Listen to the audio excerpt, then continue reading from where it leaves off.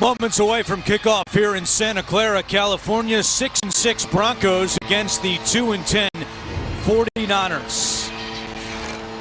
Overcast day here in California. Bit of a breeze as we get set for kickoff. And Denver won the coin toss, and they have elected to defer. So Kyle Shanahan will get the football first, the former Broncos ball boy when his dad was the head coach at Denver.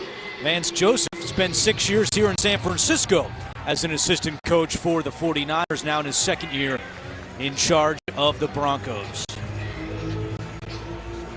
Brandon McManus was a 64% touchback rate, will kick it away, and back deep for the 49ers, Richie James, the rookie out of Middle Tennessee State. Denver has won 3 games in a row, trying to make it 4 in a row for the first time since the start of the 2016 season. We're underway with McManus' kick landing at the 3. James takes it to the 21-yard line. Tim Patrick making special teams tackle for Denver. You take a look at Nick Mullins, who will be making his 5th consecutive start. Last week, 414 passing yards up in Seattle, the most by a 49ers quarterback since Tim Rattay in 2004. Will not have running back Matt Breida today. He is out with a sprained ankle. So it's undrafted rookie Jeff Wilson Jr. making the start. He goes in motion. On first down, Mullins pass complete to his favorite target, George Kittle, his team-leading 63rd catch of the season. As you see the 49ers starting offense on the screen below, Mike McGlinchey, the first-round pick, with big matchup today. He'll see a lot of Von Miller on the other side of the football. And now Bradley Chubb is at the top of your screen. He was out in coverage on that play, and Mullins goes the other way to Kendrick Bourne for a 49ers first down. Denver defense without one of its leaders, as Chris Harris broken fibula last week. He is out today. So is Brandon Marshall, missing his 5th straight game with a knee injury. So in the secondary, the rookie Isaac Yiadom makes the start, and he knows what's coming his way. He expects to see a lot of targets today defensively. On first down and 10, Mullins hands off to Wilson, and he's wrapped up from behind by Derek Wolfe. You know, we had the 49ers earlier in the season, and we asked Kyle Shanahan, do other teams have a book on the different things that you like to do offensively? And he said, sure. He said, everybody knows I like to run the ball. I want to make the linebackers run from sideline to sideline, and I want that vertical attack passing game. So some deep shots, and we've already seen them make the linebackers run from sideline to sideline and stretch them out. Second down and 9. It's a pitch to Wilson, running left, follows his blocks, lowers his shoulder, and takes the ball across the 45-yard line. He is marked down right near the sticks, and they're going to give him a first down. When you look at Jeff Wilson, you look at his dimensions, 6 feet, 200 pounds. He doesn't seem like a big running back, but he runs like a guy who's 215 pounds. Kyle Shanahan said that he likes to just kind of run through people right there, right at the end of runs, and we saw that in that physical yardage right at the end of that last run. His 3rd NFL game since being promoted off the practice squad. 61 yards rushing, 73 yards receiving in the loss last week against Seattle. Mullins with time, deep shot, wide open is Kittle. Kittle inside the 30 and down around the 22-yard line. A 31-yard pickup for George Kittle. Marquise Goodwin gets an assist on this play. You see number 11 on the outside taking 2 defenders outside the deep 3rd area. That allows Kittle to settle right in behind him with a nice read by Nick Mullins. We met with Vance Joseph, the Broncos head coach, last night. Certainly identified that's a problem for the defense, trying to cover Kittle, especially without Harris today. They're going to be mixing and matching in the secondary. And some movement up front. Our referee today is Sean Smith. Offense number 75. 5-yard penalty. Remains first down. 3rd false start this season against the left guard, Laken Tomlinson. Just a little too eager. You stumble right out of your stance, and that's about it. Everybody's going to see it in the stadium. That's the 20th false start or offsides penalty against the offensive line of San Francisco this year, tied for the most in the NFL with Washington. 1st and 15. And Wilson tries to get a couple back. This Denver run defense has really been tough over their 3-game win streak, allowing just 93 yards rushing per game in the last 3. One of the things that you'd really like to do against Denver is to stay on track. And by that I mean, when you get to 3rd down, you have a 3rd and 2, a 3rd and 3. You don't want the longer down and distance situations.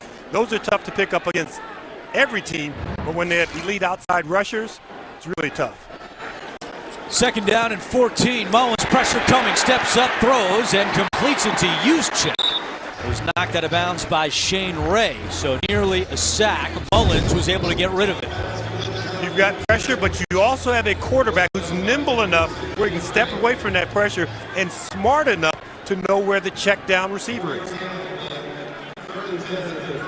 Nick Mullins, undrafted out of Southern Mississippi, all of last year on the San Francisco practice squad. The first 3 games this year on the practice squad before Jimmy Garoppolo went down with the torn ACL.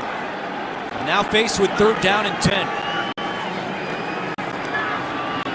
Mullins, complete. Oh, it's dropped by Juszczyk. And he had some room to run, so you put that one on the fullback, and it's 4th down. You know, you can have good hands, but if you don't use them, if you let that ball hit you in the chest, that plastic that you have on those shoulder pads is going to bounce right off, and that's what happened to Juszczyk right there. Yeah, he may have seen Bradley Chubb waiting for him as well. And now here comes Robbie Gould for a 40-yard field goal attempt. He's made 13 consecutive field goals, the 5th longest active streak in the NFL. And Gould is good again. So an opening drive field goal, and San Francisco has a 3-0 lead. San Francisco leads at 3-0. This is their first lead since late in the 4th quarter against the Giants back in Week 10. So it's been a while since San Francisco has played out in front. Denver will get the football with Bradley Pinion kicking it away.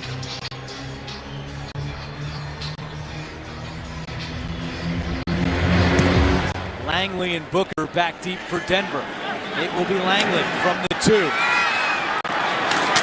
Langley hit hard at the 18-yard line.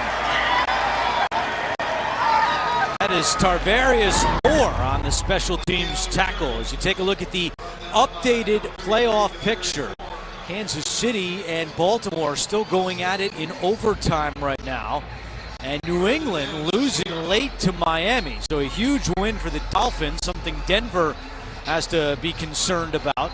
Also Indianapolis getting a win at Houston. So early on, Denver getting no help. They got to win this game against the 49ers. 3-0 in favor of San Fran. On 1st down, Case Keenum taking a deep shot down the field, and it is incomplete. He was looking for Cortland Sutton, and the coverage on the play by Akello Witherspoon. You saw something, Andrew, on that very first play that you're going to see time and time again today. Throwing away from the side that Richard Sherman is on. You want to attack Witherspoon, go after him a little bit. It's great coverage against Cortland Sutton there. So for Case Keenum on the season, 14 touchdown passes, 10 interceptions. However, no picks in his last 4 games. Tied for a career long for Keenum.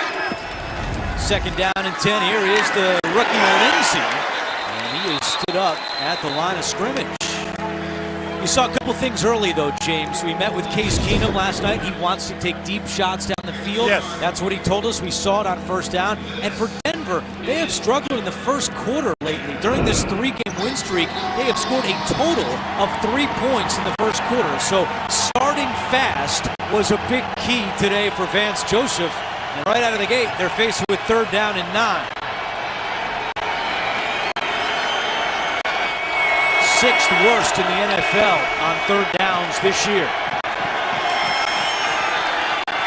Keenum with time, and it is incomplete. Coverage on the play by the linebacker Elijah Lee, and a quick 3-and-out for the Broncos. And if you are Denver, that little seed of doubt is starting to creep up in your head. We're going up against a team that's 2-10. We're concerned with our playoff standings. Everybody played the early games. We were catching some of those games at the hotels before we left. They've got to really focus in on their opponent on the field right now. Here's Kobe Watson punting away for Denver with James, another rookie, back deep from his own 24. He bobbles it. Ball is free, and James falls on it. There is a flag down back at the line of scrimmage. Now, last week, James lost a fumble on a punt return up in Seattle, and he nearly coughs up another.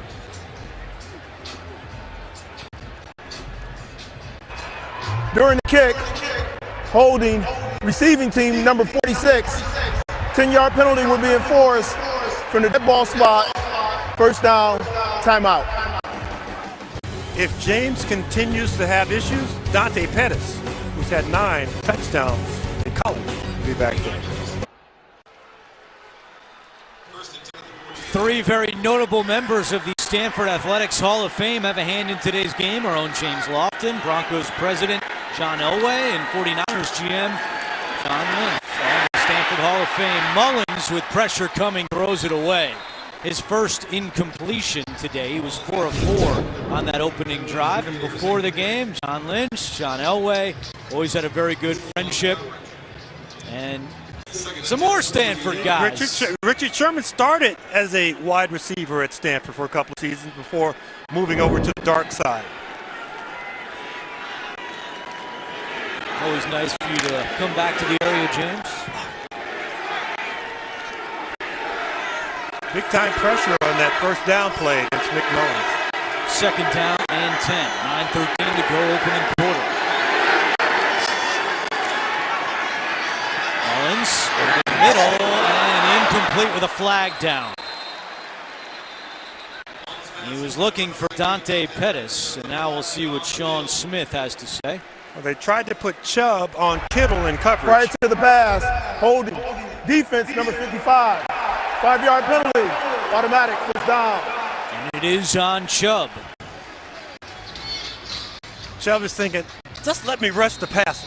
Let me get after the passer. I've got 10 sacks. I'm trying to get the rookie record for the Broncos, and see the matchup right there. He's got him. It gets turned a little bit. You're in good position. Just continue to move your feet, and when Kittle stumbles, you get a little holding flag coming out. Pettis in motion on 1st and 10. It is Wilson. And Wilson thrown down after a 2-yard gain. Back to New York, NFL Today Update with JB and Bill Cowher. Walk-off win of the year. Watch this last play of the game. Tannehill to Kenny Stills. Lateral to Devontae Parker. Throws it back to Kenyon Drake. And on this last play, the last defender is Rob Gronkowski. He stumbles 69 yards. Walk-off play. Miami beats New England 34-33. Andrew and James, wow. That's just like the offensive coordinator drew it up. Exactly. Unbelievable. Probably the greatest finish in Dolphins history as Wilson across the 30. And by the way, not exactly what Bronco fans wanted to see, as Miami is one of those teams competing for the final wild card spot in the AFC. Now, this is a nice job. You think this play is going front side. Good vision by Wilson to cut it back just a little bit, but to stay tight to the blocking scheme. 11-yard run for Wilson. Kyle Shanahan said that they wanted to get him off the practice squad earlier this season, but he just wasn't picking up the protections. He wasn't ready. As soon as they called up Matthew Days, that was a wake-up call to Wilson. And sure enough, he got a lot better on the practice squad, and they put him on the active roster. Mullins incomplete with a flag. Bradley Chubb had the pressure on Mullins. The flag is down around near midfield. Just remember this, 4-2-5. That's what Goodwin runs in the 40. When you get matched up against him, you're going to hold him. Holding. Defense number 31. 5-yard penalty. Automatic first down. That's on Justin Simmons. He's now once again holding Kittle, but these deep shots that the 49ers are taking We talked about that book on Kyle Shanahan. He likes to run the ball, run the linebackers from sideline to sideline, and take the deep vertical shots. And we've seen it, and we've seen the pass interference calls because of it, the holding calls. We've seen a nice completion to Kittle earlier in the ballgame. 6 first downs already for San Francisco, none for Denver after their 3 and out with 7:41 to go opening quarter. Wilson cuts it up across the 45. Takes a couple of tacklers with him to the 48-yard line, a gain of 8 for Jeff Wilson. Jewell and Kerr on the stop. Jewell also in on the stop. This is a nice rhythm for Kyle Shanahan because now when you look down at that play call sheet, you look at the second to 2 to 4 box. That box has little gold stars all around it because it's been successful on first down. 2nd down and 2. Mullins over the middle, pass deflected and incomplete. He was looking for Kittle, and Domata Peko got a hand on that one.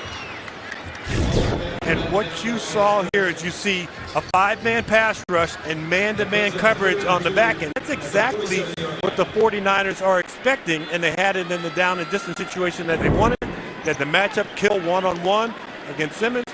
Just couldn't get the ball past the line of scrimmage. Yeah, you've seen Simmons, who started at free safety, in coverage a lot as the nickel corner matched up with Kittle a lot. Again, all because of Chris Harris's injury last week. That was shuffling for Denver. Right back to Kittle for a first down. That time it was Will Parks who had the coverage, but Kittle moves the sticks. What an impressive second-year player, a 5th-round pick out of Iowa. He arrived at Iowa 6'2", 190 pounds. Now he's 6'4", 250. He has exploded and leads his team in both receptions and receiving yards this season. And sometimes you want that tight end who's grown into his body because he's still able to run like he did when he was 190 pounds. Moving closer to a single-season team record as Alfred Morris has his first carry. Morris inactive the last 2 games, but with Breida out today, Morris is back in uniform. Met with Kyle Shanahan on Friday, and he was telling us about draft day with Washington in 2012. He basically convinced his dad to draft Alfred Morris, and that worked out pretty well for Washington. And his dad was like, will you get out of the room? Quit bugging us on this guy. 1,600 yards his rookie year. Pretty good sales job. Kyle was the offensive coordinator, his dad Mike the head coach. Screen pass, here's Morris, eludes one, and Morris fighting his way to the 40-yard line. Peko and Jewell on the tackle. Some 3-yard gains are really good. This is a really good 3-yard gain because there's a 5-yard loss that started out at the beginning of this play. Morris makes a nice move to get away from the defensive lineman and to pick up those extra yards. And once again, 3rd and 3, manageable down and distance situation.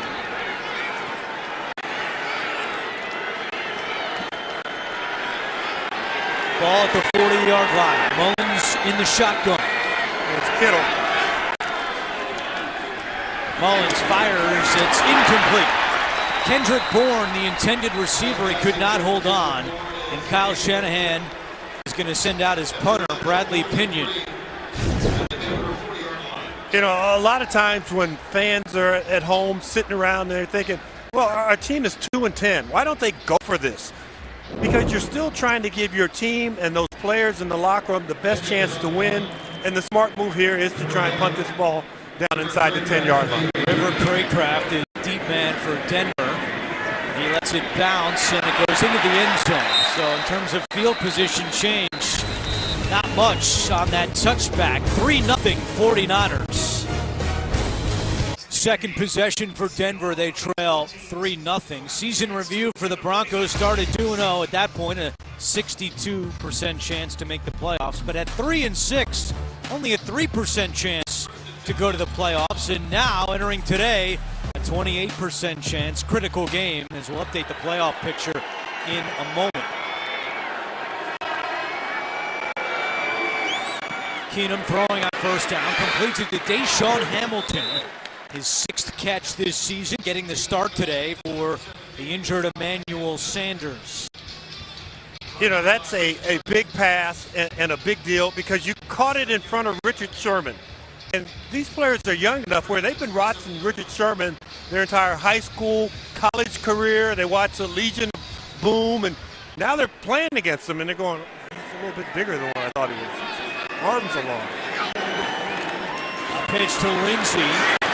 Second down, and he's got the first for Denver, their first today. So on back-to-back plays, Hamilton and then Lindsey, 6 rookies starting today for the Denver Broncos. There's 2 of them. And Lindsey has had elite production without being a real workhorse runner. He's averaged 15 touches per game, and if you're thinking about what do the other top backs get? Well, Todd Gurley about 21 touches per game, and Ezekiel Elliott 24 touches per game. So maybe they'd like to get him a few more touches, but they want to keep that elite production. 3:40 to go, opening quarter. First down and 10. Keenum to Lindsey. Nice catch by Lindsey and out of bounds at the 38-yard line. NFL Today update. Here's JP and Coach Cowher.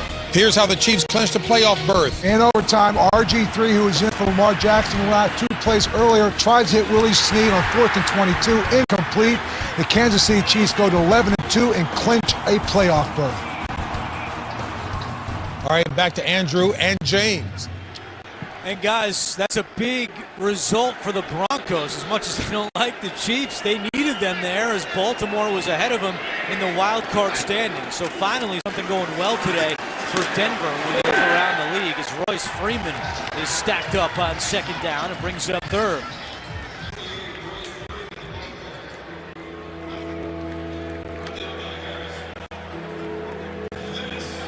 Robert Saleh, the 49ers defensive coordinator, who's been under some criticism the last few weeks. Kyle Shanahan, you give him a vote of confidence earlier in the week.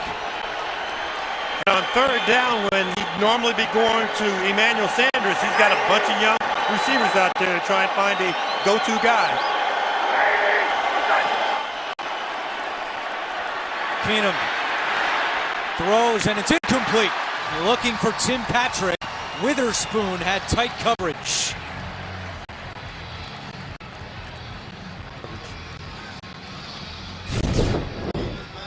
It's just man-to-man coverage across the board. I got him. You take that guy. You take the other guy. And it's just a race across the field trying to gain some separation. Patrick not able to do that. So the second punt for Wadman. His first one traveled 55 yards. It is not James back deep. They take him out after the muff. It's Trent Taylor on the return. And Taylor out of bounds at the 20. So Richie James, you might not see him back deep again. Mullins coming out when we return. Look at the Golden Gate Bridge, about an hour north of us here in Santa Clara, as we update the AFC playoff picture. And from a Broncos perspective, everyone in the hunt for that final wild card spot in the AFC won except Baltimore. So they go to 7-6, and now Denver has a chance today with a win to go to 7-6 as well. Mullins throwing on first down, completes it to Marquise Goodwin. And he'll get a nice ovation from the fans here in Santa Clara as he's been inactive the last 2 games because of personal reasons. And you can see the speed, which makes the cornerback drop back, keep his distance. And because of that pass rush and coming after the quarterback, there's really no underneath coverage for Mullins to have to worry about. 110 yards so far for San Francisco, just 20 for Denver.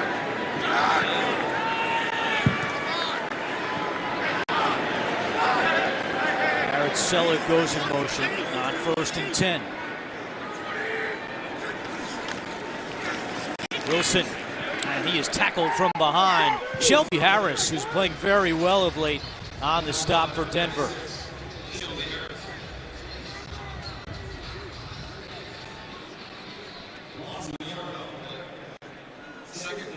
Harris in his second season is in danger of getting cut over the summer. And now, as defensive coordinator Joe Wood said, he's turned into one of our most productive players. Of course, had the big interception against the Steelers a couple weeks ago.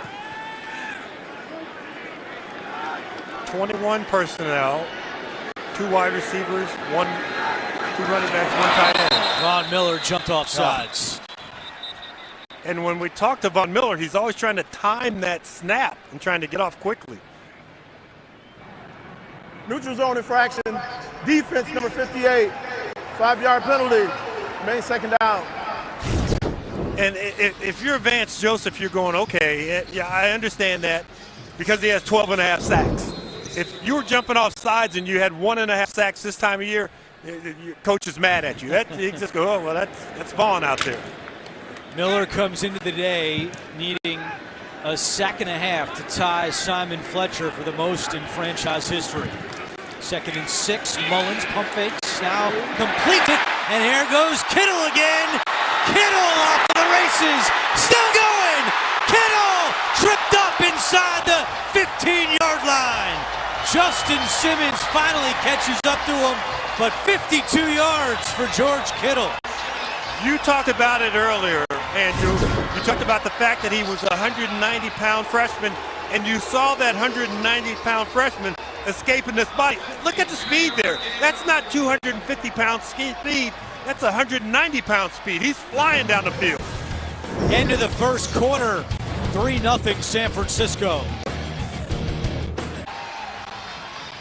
George Kittle receiving congratulations from his teammates and fans here in Santa Clara. He just set the single-season team record for most receiving yards in a season by a San Francisco tight end. He passed Vernon Davis, and he's got the 49ers knocking on the door here to start the second quarter, already in front 3-0. Wilson on the carry. Wilson runs into Todd Davis. Gets a couple of yards, but what a start to this game for Kittle, who already has 94 yards receiving. And when you look at Kittle, what you have to realize, as a second-year player, a guy who had 500 yards receiving his first year, he's building onto it. He's one of those special building blocks that when you get Garoppolo back, when Dante Pettis takes the next step next year, he's one of those featured players that you can look at and say, we can build an offense around our tight end. Get some good receivers outside. McKinnon, our running back, comes back. There's some hope and promise for next season offensively. Derek Wolfe shaken up on that play for Denver. Just ran off the field with the help of some of the Broncos training staff. He's playing with a very painful rib injury today, so we'll see if that is what takes him out right here. But he said it feels like someone is stabbing me with a knife, which doesn't sound very pleasant, and therefore he's not in the game right now on this 2nd down and 5 play. It's Kittle as the wing tight end up there in motion now. A pitch to Wilson. Wilson spun down, and it was Zach Kerr on the tackle for Denver. And it brings up 3rd down for San Francisco. You remember that old student body right that the USC Trojans would try and run? Well, this is similar to it. Kittle's the fullback who's outside. You try and give your runner the ball deep and let him create a cutback angle. Nice job pursuing by Denver that time. Jimmy Garoppolo watching from the sideline. His 49ers have really struggled in the red zone this year, 2nd worst in the NFL at just 44%. They had 2 red zone turnovers last week in Seattle. 3rd down and 2. Mullins is brought down. He bumped into his own man, and I believe Bradley Chubb will get credit for that sack.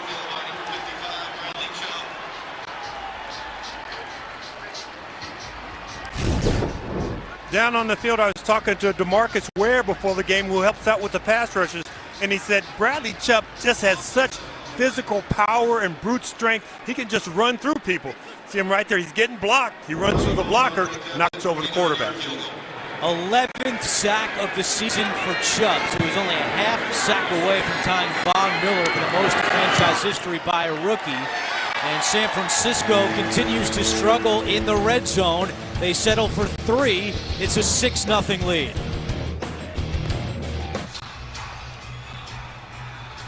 .13:01 to go first half. And San Francisco has a 6-0 lead on Denver with the Hall of Famer James Lofton.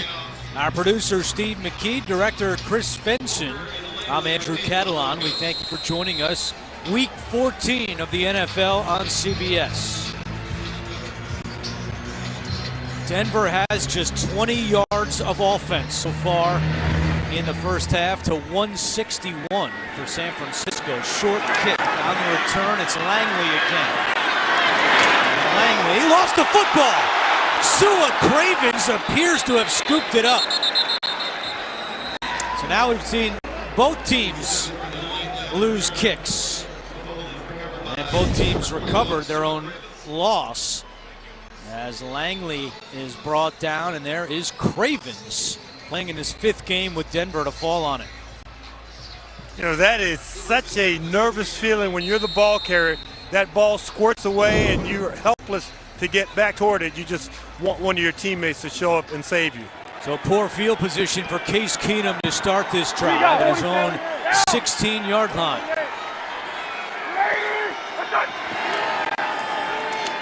And it's a pitch to Tim Patrick. Patrick with some blockers in front, and Patrick hit hard, but he's got the first down. There is a flag down right near where Patrick was tackled.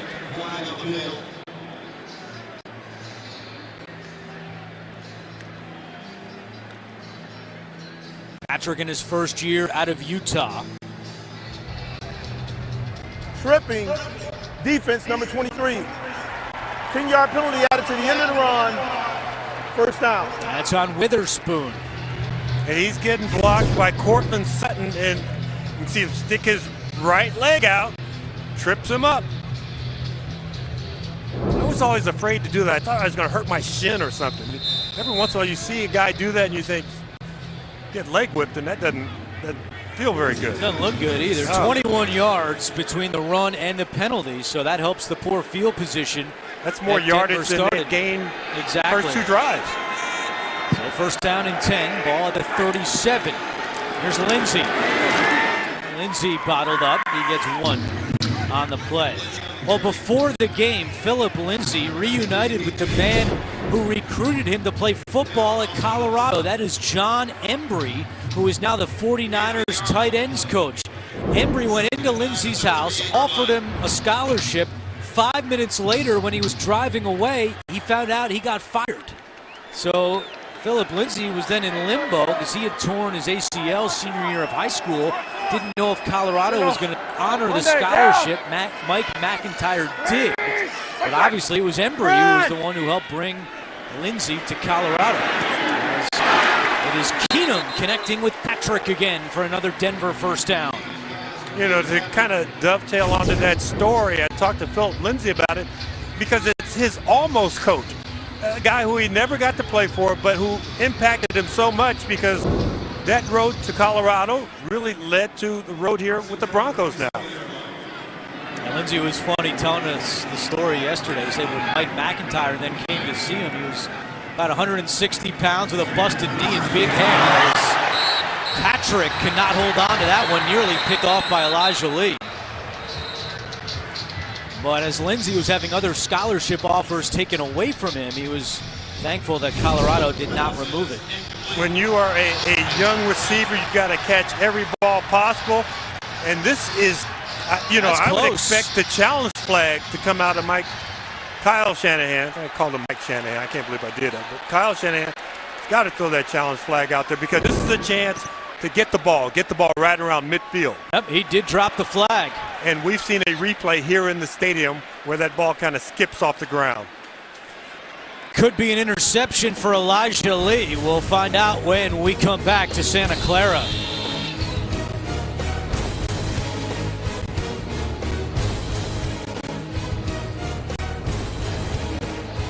San Francisco.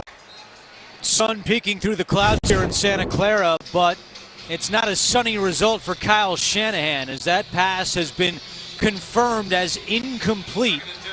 It would have been if Kyle won. It's just San Francisco's 3rd interception of the season. Instead, they still only have 2 on the year. As Keenum hands it off to Royce Freeman. And Freeman is tackled by Witherspoon. Brings up 3rd down for Denver. In the last 3rd down situation, the 49ers lined up man-to-man coverage, press, bump, and run right in the face of these young Denver Bronco wide receivers. not allowing them to get off the line of scrimmage nor get open. So let's see if they do the same thing here, trying to match up one-on-one against everybody. No team fewer than 3 interceptions in a season. San Francisco still with just 2. 3rd down and 8. Keenum is in the shotgun. Keenum with pressure coming. He is sacked with a flag down.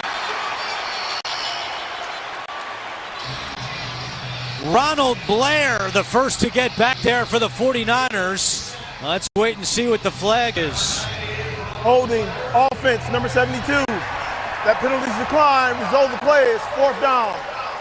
Penalty on Garrett Bowles, and a good job by this San Francisco defense. It's good pressure, collapsing the pocket, but it's even better pass coverage down the field because Keenum has a time to look, but he doesn't have anybody to throw to. So great hand-in-hand, pressure, and coverage. Robert Saleh, the defensive coordinator, celebrating that as his defense has forced another punt with Taylor, the deep man.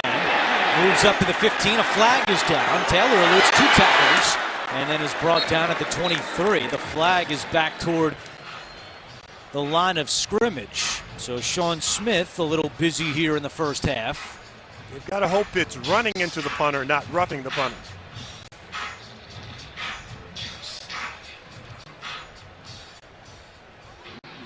'49ers were close to getting a hand on it, but they didn't look like they got a hand on it.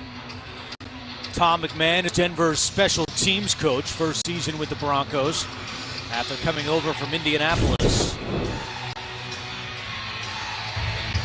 Running into the kicker. Defense, number 57. 5-yard penalty. Replay, 4th down. So it's running into the kicker. Right. They called it on 57. Looked like it was 53 to Zacha.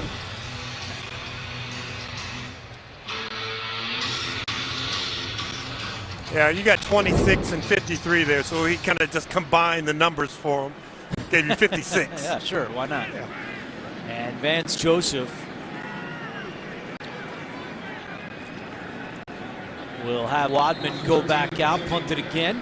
And you've really got to believe, if you're Vance Joseph, that you can pin him down inside the 10-yard line here with a good punt. High end-over-end kick. Taylor watches it bounce at the 11, and it's down around the 15-yard line. Well, this past Tuesday, 49ers players, ownership, and executives, along with their families, gathered here at Levi's Stadium to host their 3rd annual Convoy of Hope Resource Fair. The team provided groceries, books, toys, and holiday gifts to over 1,500 San Francisco area guests.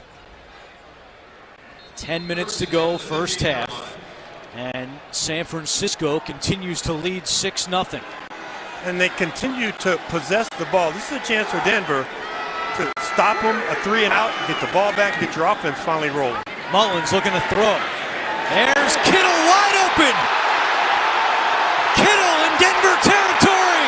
Kittle is gonna go! Touchdown! 85 yards!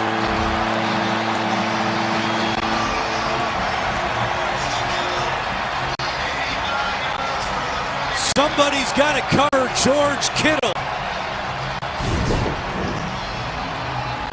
We talked about the book on Kyle Shanahan. Run the ball. Make the linebackers defend from sideline to sideline. And that vertical attack passing game. George Kittle is the perfect tight end to go along with those deep vertical passes. Longest catch of Kittle's career. And Gold's extra point is good. George Kittle has 179 yards receiving in the first half. George Kittle's having a day, and we're still in the second quarter. 179 yards to just 39 for the entire Denver offense so far today. And a little bit of shock on that Denver sideline as they now trail by 13.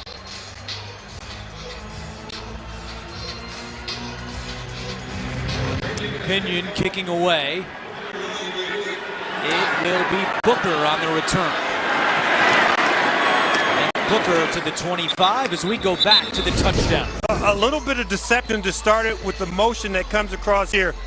But you have Kittle, who's kind of hiding right there in the backfield, and he's going to run down and through the defense, and nobody picks him up because of the motion and that hesitation that he has at the line of scrimmage. You don't really see guys that wide open in the NFL. Kittle going the distance, 85 yards, and now the pressure is on this Denver offense without Emmanuel Sanders. Tore his Achilles in practice on Wednesday. A lot of youth on this side of the football with Case Keenum under center. And he's going to go to the air on first down. Keenum checks it down to Lindsey, incomplete. Lindsey was open. Keenum and Lindsey could not connect. Yeah, and Keenum thought that Lindsey was going to continue to run. He stops his feet just a little bit. And so now you're getting all these young players, a bunch of receivers who had never caught a pass before this season. You have Tim Patrick, who's a first-year player, 2 rookies out there. Philip Lindsay as a rookie as a back, and it's all kind of disjointed right now.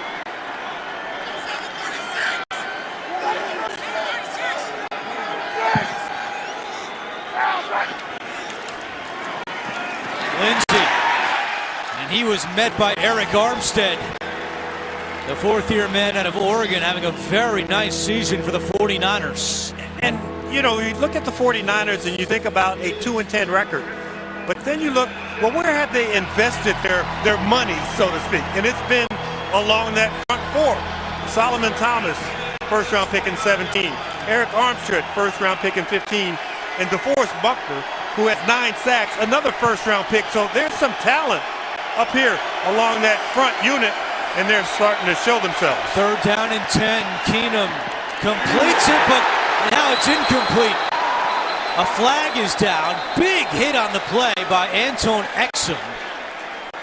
And a big hit on the quarterback, too. And those are frowned upon around the league. Flag is down at the 15-yard line. Personal foul, roughing the passer, defense number 94. 15-yard penalty, automatic, first down. That's on Solomon Thomas. You just referenced him.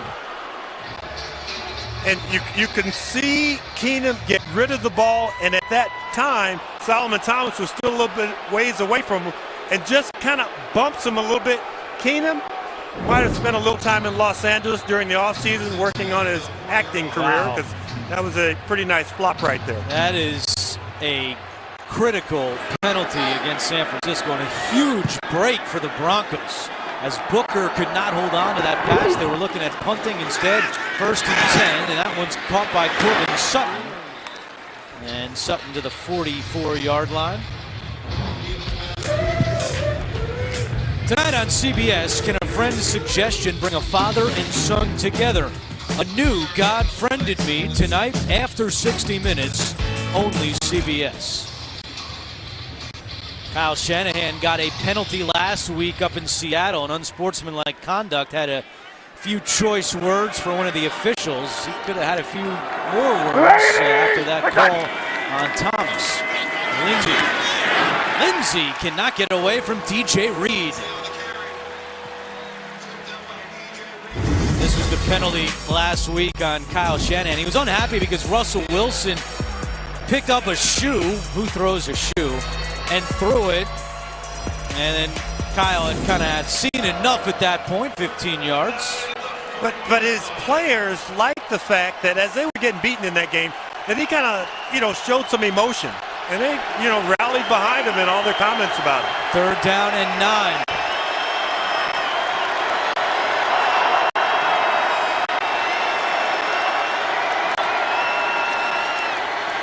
Keenum, he's going to keep it himself, and he's got the first down and more. Heads up play by Case Keenum. He runs for 16 and extends the drive. 4-man pass rush with man-to-man coverage. When a quarterback gets a lane, he better take it. You see everybody running with the receivers in the opposite direction down the field.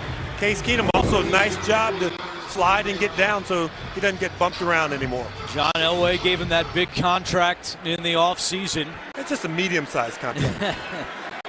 That's the longest run this year for Keenum, 16 yards. Inside 7 minutes to go in the first half.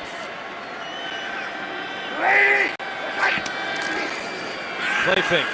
Keenum to Hamilton. And right there is DJ Reed again.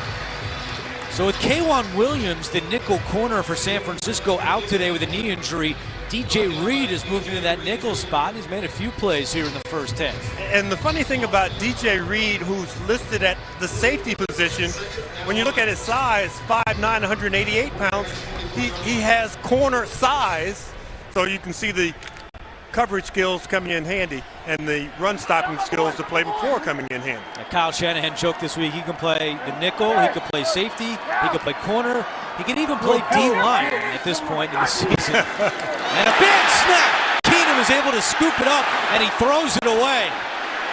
Outside the tackle box, Elijah but short Lee. of the line of scrimmage. Elijah Lee was closing down on Keenum. Connor McGovern getting the start at center for the 4th straight game. That was a rough snap.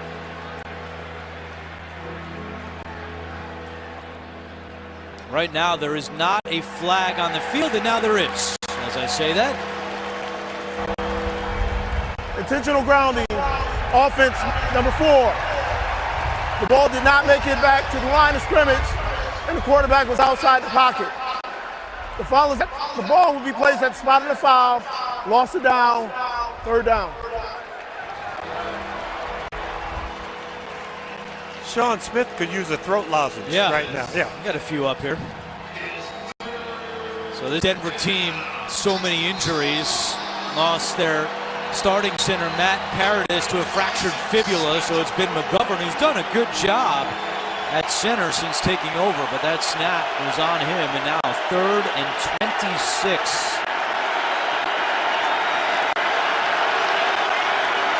Quick pass to Lindsey, trying to get him in space. It's not going to happen. Thrown down. And another great job by this San Francisco defense. Ronald Blair on the tackle.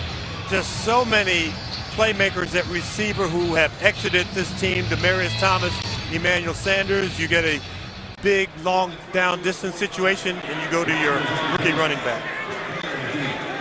4th punt for Colby Wadman. Wind is picking up here at Santa Clara, and that one will go into the end zone. 5:22 to go. We'll be back in 30 seconds after this from Farmers Insurance. Derek Wolfe back in the game for Denver. You saw him leave earlier in the half. He was evaluated for a concussion but cleared to return. 5:22 to go, 2nd quarter. San Francisco with the football and a 13-0 lead. Here is Wilson on the pitch. And nowhere to go. Von Miller and a group of his teammates on the tackle of Wilson as George Kittle, already a career high in receiving today with 179 yards, and just 2 yards away from breaking the single-game San Francisco record by a tight end, set by Vernon Davis in 2013. And right now, the Broncos are breathing a sigh of relief because he is standing on the sideline. So they have him covered for now. Empty backfield for Mullins on 2nd and 9. Mullins, and it's incomplete. That one was looking for Selleck, went off the back of Josie Jewell, the rookie out of Iowa. But that's a little pressure in the face of Mullins, and it's too deep coverage, man-to-man. You're running that middle linebacker with the tight end down the hole. He needs to throw that ball up over the top and drop it in. George Kittle and Josie Jewell were teammates at Iowa, and Kittle said this week he was really hoping that Jewell will be matched up with him because he's a bad trash talker. He wanted to hear just how bad Jewell will be. He said he's a farm boy. He can't really talk. So Kittle was looking for that matchup, but that time Jewell was on the backup tight end, Selleck. On 3rd and 9, Mullins, big slant, Juszczyk, and Juszczyk has the first down. Pretty looking play, Mullins to Juszczyk for 17. You know, we had the slant pass earlier that Juszczyk took his eyes off of, but You know, here's a guy who came into the game with over 150 career receptions. You know he can catch the ball. You know, he's like that utility knife. He can do a lot of different things, and he creates a lot of problems for the opposing defense. That time split out wide, running a wide receiver route. And James, it's not a surprise, but it's clear early that Denver really misses Chris Harris at defensive back and Emmanuel Sanders at wide receiver. Wilson up the middle to the 45-yard line. Justin Simmons on the tackle. A gain of 7, though, for the undrafted rookie out of North Texas, Jeff Wilson, playing in just his 3rd NFL game, and San Francisco going quickly now in the no-huddle.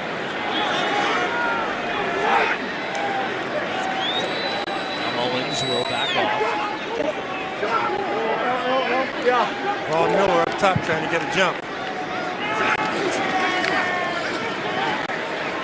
Mullins comes back, and it's caught by Joe Staley. Just like Kyle Shanahan drew it up. Deflected by Shelby Harris, and Joe Staley, in his 12th year out of Central Michigan, has the catch. And look at that grin on his face, because sometimes when that ball gets tipped up, you're thinking, oh, everybody, knock it down, knock it down. He's thinking, no, I got a chance to show my stuff. I catch balls during pregame warm-ups and practice on Saturday. I know I can do this. I got tackled. Who tackled me? See something every day in this league. So with Miami today, the walk-off against New England. Now we got a left tackle making a catch. 3rd and 8, flag down. Mullins caught by Goodwin for a first down. Goodwin lost the football, and it's scooped up by Darian Stewart. Isaac Yadam forced the fumble. Stewart recovered. Now let's see what the penalty is. Kittle made a play on that play to draw the flag, so the 49ers are going to get the ball back because he was being held, holding or illegal contact, one or the other, but they put the hook around him.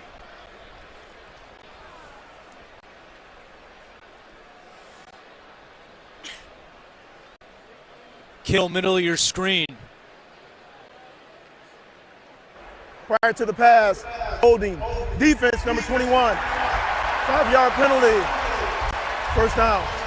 So a big call on Sua Cravens, and that negates the turnover. When you have an elite level tight end, the matchup issue that you have is he's too big for corners, he's too fast for linebackers, and strong safeties who used to be really big are now just big corners. So they don't have a matchup person that can go against them, and Kittle is having his way today. By the way, for Staley, his first catch since 2013 and his 3rd career reception. 2:20 to go. Mullins pass deflected, and twice Jewell got a hand on it as well, as Mullins was trying to squeeze that into Dante Pettis. Boy, Pettis runs a really sweet route. You see him get hooked a little bit there, and this ball gets tipped. If this ball is not tipped off the hand of the quarterback, this may be a touchdown for Pettis going straight down the middle. Shelby Harris making another play for Denver up front. Got his hand on that one. And now 2nd down and 10. San Francisco has 2 timeouts remaining. They lost one on the failed challenge by Kyle Shanahan.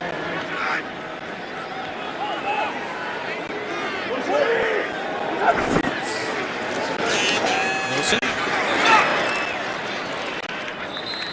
And it'll bring up 3rd down, and that could take us to the 2-minute warning.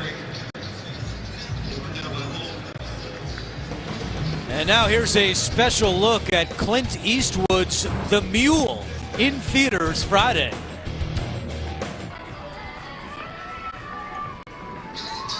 Our photographer, Jonathan Pope, not exactly smooth sailing on the ice at Central Park here in Santa Clara. You look a lot better on the sideline than you do on skates, Pope. 2 minutes to go, and a 3rd down and 6 for San Francisco.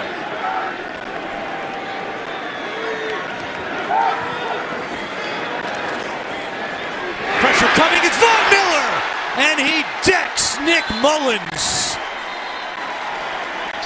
13 13.5 sacks on the season now for Von Miller. And what's so funny about that, James, we met with him last night. He said, it's so hard for me to get sacks on third down because everybody knows I'm coming. Well, that's a big play on third down. I like the closeout at the end of the play. Von Miller doesn't go for the big hit. He tries to swipe at the ball. But they also did something that I really love afterwards. All his teammates wanted to do a planned celebration. Von Miller said, no, look at the scoreboard.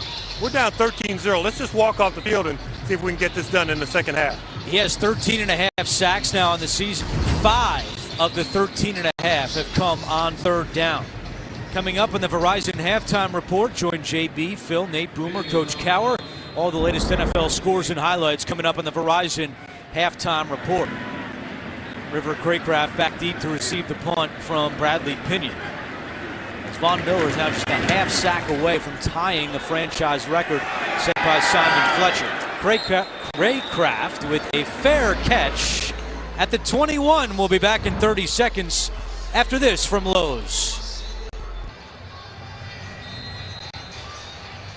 This Denver offense has struggled the entire first half. They only have 59 yards of offense. They clearly miss Emmanuel Sanders, but they're given an opportunity here late in the first half to try to move down the field. They have all 3 timeouts. Low snap. Keenum looking deep for Sutton, out of bounds. Incomplete. A flag comes down from the other side of the field.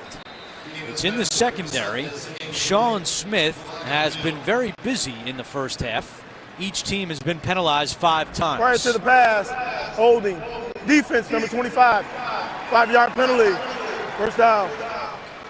Just the 3rd penalty of the season called against Richard Sherman. It used to be where officials didn't call holding all over the field. They would call holding to the side where maybe the ball was thrown. That's way away from the penalty, from the play, but can't grab anymore. Keenum dumps it off. It's Booker, who was taken down by DeForest Buckner. And Denver will hurry up to the line, try to preserve those timeouts. They have 2 timeouts remaining. They used one after the 3rd down play on the last drive by San Francisco. Keenum in trouble, and he throws this one to the ground. Was feeling the pressure. And it's 3rd down and 3. In an obvious pass situation, these defensive linemen are just firing off the ball. Cassius Marsh does a nice job with the tackle and stunt. The tackle goes outside. He comes up inside and under and puts pressure on Keenum, because Keenum had 4 verticals going down the field and wanted to try and hit something deep. Denver is just 1 of 5 on 3rd down so far today. There's Cortland Sutton at the bottom. Keenum in trouble, gets away from Thomas, still in trouble, and just throws this one away. The San Francisco defense has come to play today as they force another punt. Man-to-man coverage on the outside up top, and the 49ers win with all those man-to-man matchups. There's nowhere to throw the ball, and Keenum gets pressured, scrambles out of the pocket, and does his best just to get rid of it without taking a sack. Philip Lindsay today has 5 carries for 3 yards. This Denver offense has not been able to move the football as Wadman is punting for the 5th time. Trent Taylor, fair catch at the 27-yard line. As we celebrate CBS's Super Bowl season, we look back at some memorable moments in Super Bowl history.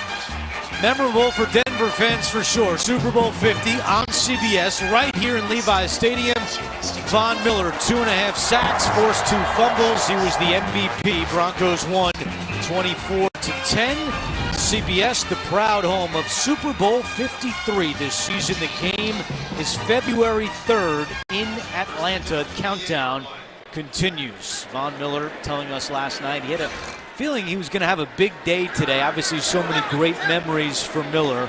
Super Bowl MVP in this stadium. 1st down and 10 for San Francisco. Mullins to Kendrick Bourne. 1st down, San Fran, a gain of 12. Todd Davis on the tackle. How about Nick Mullins in the first half? He has been dialed in, looking for more through the air.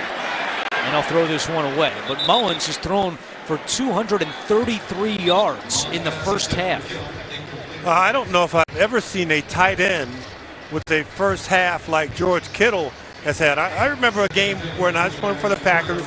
Kellen Winslow and Eric Coryell came into play against us, and Kellen Winslow just shredded our defense, much like Kittle's doing today.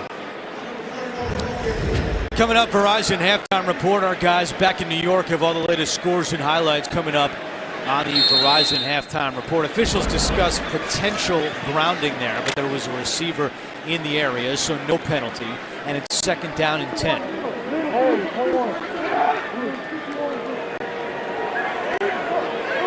Wilson goes in motion. Von Miller jumped offside again, and they blow that one dead. Otherwise, Miller would have blown up Nick Mullins. Neutral zone infraction. Defense, number 58. 5-yard penalty. 2nd down. Second time today, Miller has jumped off sides. And I talked to him again on the field before the game, and he said, I am trying to beat that snap count. I'm trying to get around that edge so that I can dip and get to the quarterback. And Nick Mullins has gotten him with that voice inflection just a little bit and changing up the snap count. 2nd down and 5 as the 49ers move closer to Robbie Gould field goal range.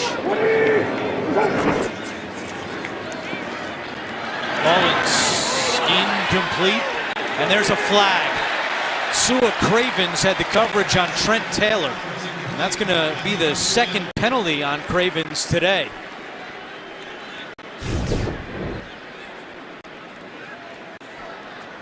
Pass interference. Defense, number 21. The ball will be placed at the spot of the foul. Automatic 1st down. Sua Craven's job description is safety, and he's having to play a small, shifty slot receiver. And that's not a good matchup. And you talked about Chris Harris being out. So now you're down a couple of corners. You're putting safeties in to play positions that you normally have coverage corners playing. And the matchups and the wins are all going to the 49ers in that regard. 1st and 10 from midfield. Another flag is down. Mullins to Bourne.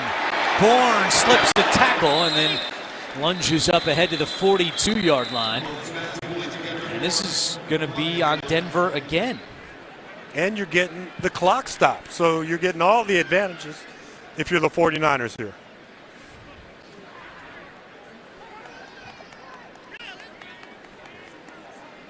Looks like Zach Kerr. Offside. Defense, number 92. 5-yard penalty. Replay 1st down.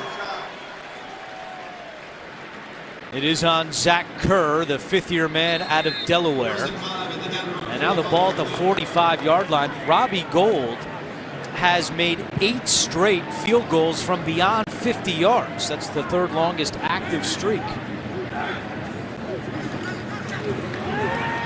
Mullins over the middle, caught.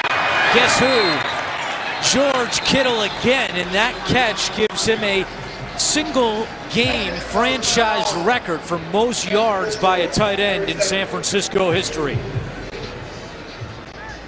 He now has 192 yards receiving today. And San Francisco calls timeout. They have 1 remaining. Yeah, and I've got no issue with using that timeout. You've got 30 seconds, so you're really looking at a chance with your timeout to probably run about 3 plays. Get a lot closer field goal range and also potentially take a shot at the end zone. You get somebody like Dante Pettis, who's really good at the line of scrimmage. He can win and get some open area. He'll probably just throw his hands up and go out for a deep ball. Kyle Shanahan, not only the head coach, but the play caller for the 49ers, has done a masterful job in this first half. That was their 9th play that gained at least 10 yards. There's Goodwin at the bottom, speed matchup. Oh, and pass deflected at the line and incomplete. And it was Shelby Harris again making a play on defense. Harris had a sack and a half last week and is batted down a few today at the line of scrimmage.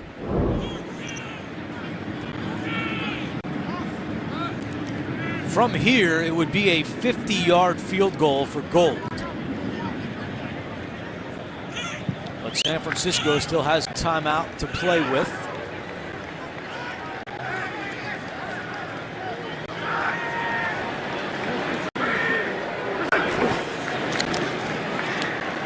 Mullins. Kittle again! Is somebody going to cover this guy? He's over 200 yards receiving. 18 more for George Kittle. Well, it's a big-time lack of communication. You got number 41 and number 21 both chasing Kendrick Bourne inside. Nobody going with Kittle outside. Kittle is the man of the moment. When you look around this San Francisco offense, there's not a lot of weapons right now, which is even more perplexing as to how Denver has allowed him to go over 200 yards receiving. Ball at the 14-yard line. First down and 10. Looked like Von Miller jumped again. Third time this half. Von Miller has jumped off sides. Neutral zone infraction. Defense number 58. 5-yard penalty. Remains first down. You know, the first time it happened, you're going, well, that's Vaughn. That's what he needs to be able to do. Now the frustration level has gotten to Vance Joseph. He's going to pull him out now and just give him to calm down, get the other pass rushers in. You know, what's funny is that Mike McGlinchey, the rookie right tackle this week at practice for San Francisco, he had guys on defense run off sides on him to prepare for Von Miller's speed. But sure. This is a little different. Now there's actually penalties being called. Mullins to Wilson. Cuts back at the 10 and down to the 4-yard line. And Kyle Shanahan runs down the field to call timeout. Because that allows him with that timeout to run 2 plays as opposed to getting up, spiking it, and only having 1 play to run. Von Miller had 3 offsides penalties all season. Coming into the day, he's got 3 here in the first half. And now San Francisco first and goal, looking for more. You know, a little bit of that is pressing, being a little anxious, but I also have to credit Nick Mullins because if you watch him, they have changed the snap count up, and you can see him, there is just the slightest shoulder flinch when he gives you a hard hut. And that hard hut has not only affected Von Miller, but we've had other guys offsides with the Denver Broncos. Got to be careful here with no timeouts. And now Denver has called timeout with 15 seconds to go.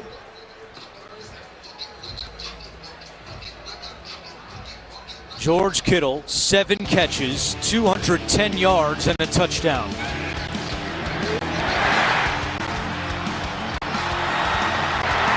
Kittle has been everywhere. You've watched him play tight end, but his ability to run after the catch, that's the thing that is really impressive. Andrew pointed out, 190 pounds going into college. He runs like a 190-pounder going down the field. Third most in a game by a tight end all time. Only Shannon Sharp with more. That was when he was with Denver in 2002. He did it against the Chiefs. First and goal. Mullins, and it's incomplete, and a flag comes down from the back of the end zone. Now, wait a minute. Pettis falls down, and the defensive back is there. Is he going to get called for holding because he doesn't let him up? Pass interference. Defense number 41. The ball will be placed at the 1-yard line. Automatic first down. Now, I love wide receivers, but this call against the defensive back right here,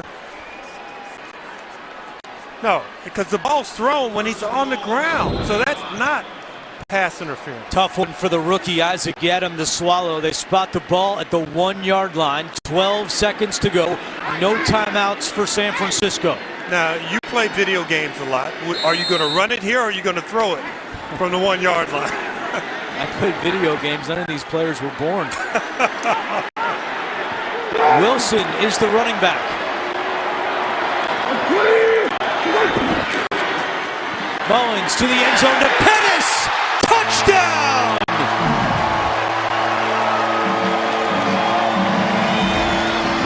And the 49ers pouring it on against Denver.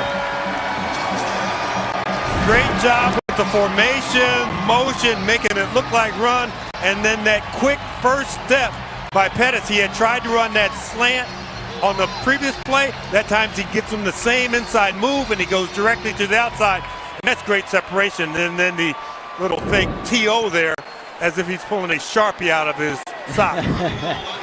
Touchdown in 3 straight games for Dante Pettis. He's the first 49er to do that since Vernon Davis in 2013. Vernon Davis is just seeing his records go by the board. He's had a bad day, yeah. Vernon Davis, as Yadam was shaken up on that play. And that is an area where Denver, already without Chris Harris, does not have a lot of depth. 5th touchdown this season for Dante Pettis, the 2nd-round pick out of Washington. That's hence the hair color. And now moving on up the chart. An extra point for Gold is good.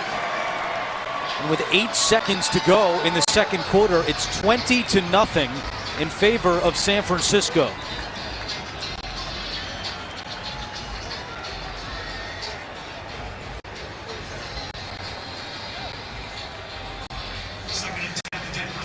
A lot of long faces on that Broncos sideline, but the captains have to kind of get the guys going at halftime. You know, a 20-0 mountain is a tough mountain to climb, but you do it one drive at a time, one series at a time. And the Broncos just unable to close out that 2nd quarter. They give up the long pass to Kittle, and then they can't get anything going on their end in the 2-minute drive, and they give up the 2-minute drive touchdown to the 49ers. So down 6-0, and then 14 points to end the 2nd quarter. Nick Mullins in the first half, 16-24, 271 yards and 2 touchdowns. 210 have gone to George Kittle. And coming off of a 400-yard passing game last week and a loss, but it's still good momentum for Nick Mullins. Craycraft, and he's just going to take a knee. 6 seconds to go. And this is going to be quite a halftime for Denver and Vance Joseph. 66 yards of offense with Case Keenum at quarterback. Defense has been shredded apart with Kittle running free. Obviously without 2 key players in Emmanuel Sanders and Chris Harris, but there was a lot of optimism coming into this game that the rookies were ready to step up.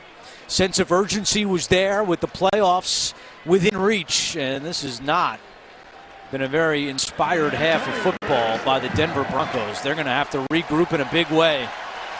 Trailing by 20 at intermission. Halftime is coming up next after these first half highlights from Verizon and a word from your local station. San Fran in front, 20-0. Want to stay up to date? Hey Siri, show me football scores. Start of the 2nd half. San Francisco leads Denver 20-0. Back in the booth with the Hall of Famer James Lofton. I'm Andrew Catalan. There was no memo. This just kind of happened. Yeah, I don't know how. George Kittle, 200. You look good in that. You do too. 210 yards receiving since 1991. It's the most yards in the first half of a game by any player. Denver has to stop this guy. And there have been huge plays by George Kittle, and a lot of it the run after the catch. Now, I don't mean to diminish anything he's done with his 210 yards, but this game has been dominated by the 49ers along the offensive and defensive lines, allowing Kittle to make these big plays, getting good time in the pocket for the young quarterback, Nick Mullins, and just disrupting everything and anything that Denver's tried to do offensively with Case Keenum and the rest of the Denver Broncos. Injury update for Denver. It's a big one. Isaac Yadam, who is starting today at corner, has a shoulder injury, and his return is questionable. So it's already an area that Denver is not deep at because of the injury to Chris Harris. So we'll see if Yadam can get back onto the field. The Broncos offense gets the ball to start the 2nd half as Langley is tied up. San Francisco special teams has played well today. As we take a look at the quarterback comparison, One of these guys makes $18 million a year, and the other one was on the practice squad all of last year and this year, but you wouldn't know it by the numbers, James. Nick Mullins, when you talk to him in person, very humble, but also super focused. I mean, when he was the third string practice quarterback, he would get the game plan and go to parking lots and high schools and run the plays all by himself. Denver backed up to start this drive. First down and 10. Keenum throwing and completes it to Sutton on first down, and Sutton slips a tackle and takes it right to the sticks. Second catch today for the rookie Courtland Sutton as we take a look at the first half numbers. 311 yards of offense for San Francisco. They averaged 363 per game. A lot of penalties as well. 10 on the Broncos for 57 yards. It is a first down after the catch by Courtland Sutton. Philip Lindsay very quiet in the first half. Now Sutton again on the pitch, and Marcel Harris wraps him up. The rookie out of Florida playing in his 5th NFL game. James, what have you seen from this Denver offense? Well, it has been tough for offensive coordinator Bill Musgrave to kind of figure out exactly what will work, because in the past they've had a ton of big plays from Philip Lindsay. They've had Emmanuel Sanders to throw to on the outside. Lindsay's been taken away. Emmanuel Sanders taken away at practice with that Achilles injury on Wednesday.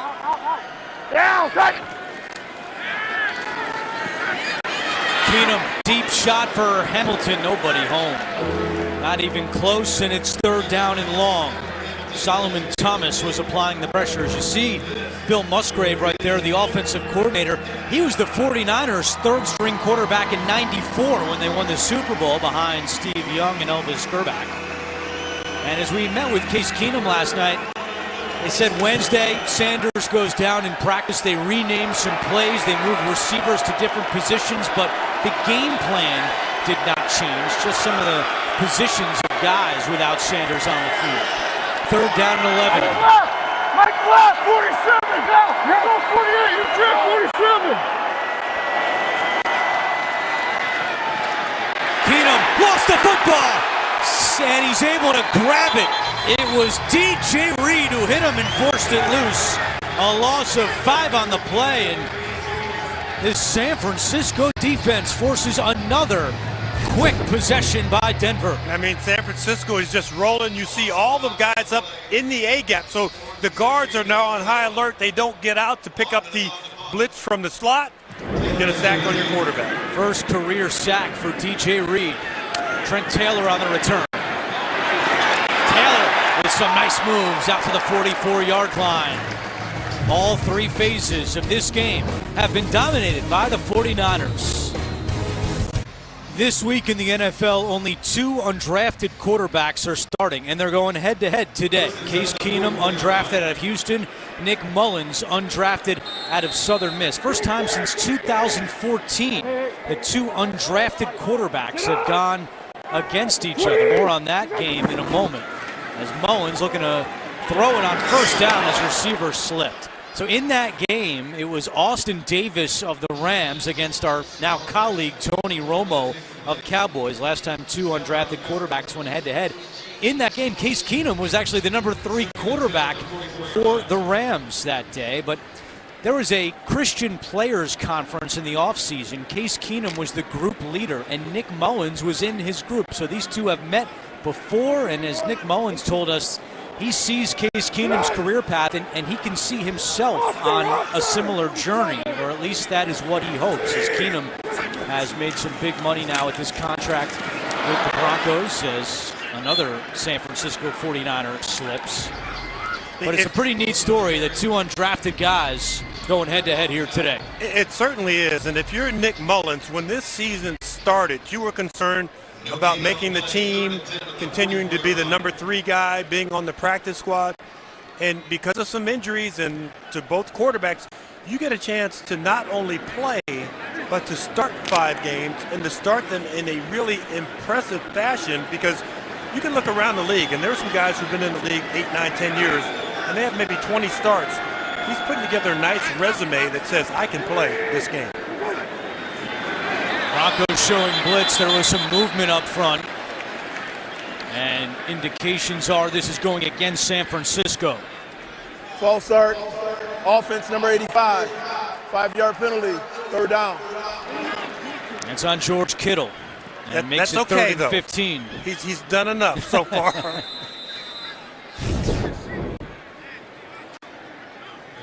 Yeah, I mean, who can blame him? He's anxious to run a route the way he's been catching balls today. 3rd and 15 at the 39-yard line.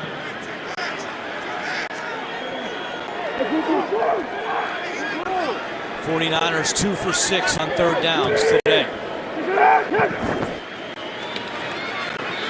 Mullins, pressure coming, and he is sacked. Bradley Chubb with his 2nd of the game, and with that sack, he passes Von Miller for the most sacks in franchise history by a Broncos rookie. He now has 12 on the year. So you get the stop against the 49ers. Now, what is your offense able to do? Can they come out and make plays and get the ball down the field, get a score, 3 points, 7 points on the scoreboard?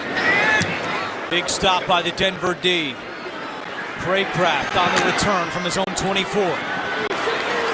Craycraft to the outside across the 40. And Denver will have good field position to start this drive. Chubb, the record. Broncos now need some offense. Super Bowl 24, San Francisco over Denver 55-10. Joe Montana MVP. John Elway on the field for that one, and now in the box here as his Broncos trail 20-0, but they have good field position to start this drive. And Lindsey has not been able to get it going today. Fred Warner the first to greet him. Fred Warner, rookie out of BYU, 91 tackles coming into the game, 45 more than anyone else on the 49ers. And Philip Lindsay, just 3 yards rushing today.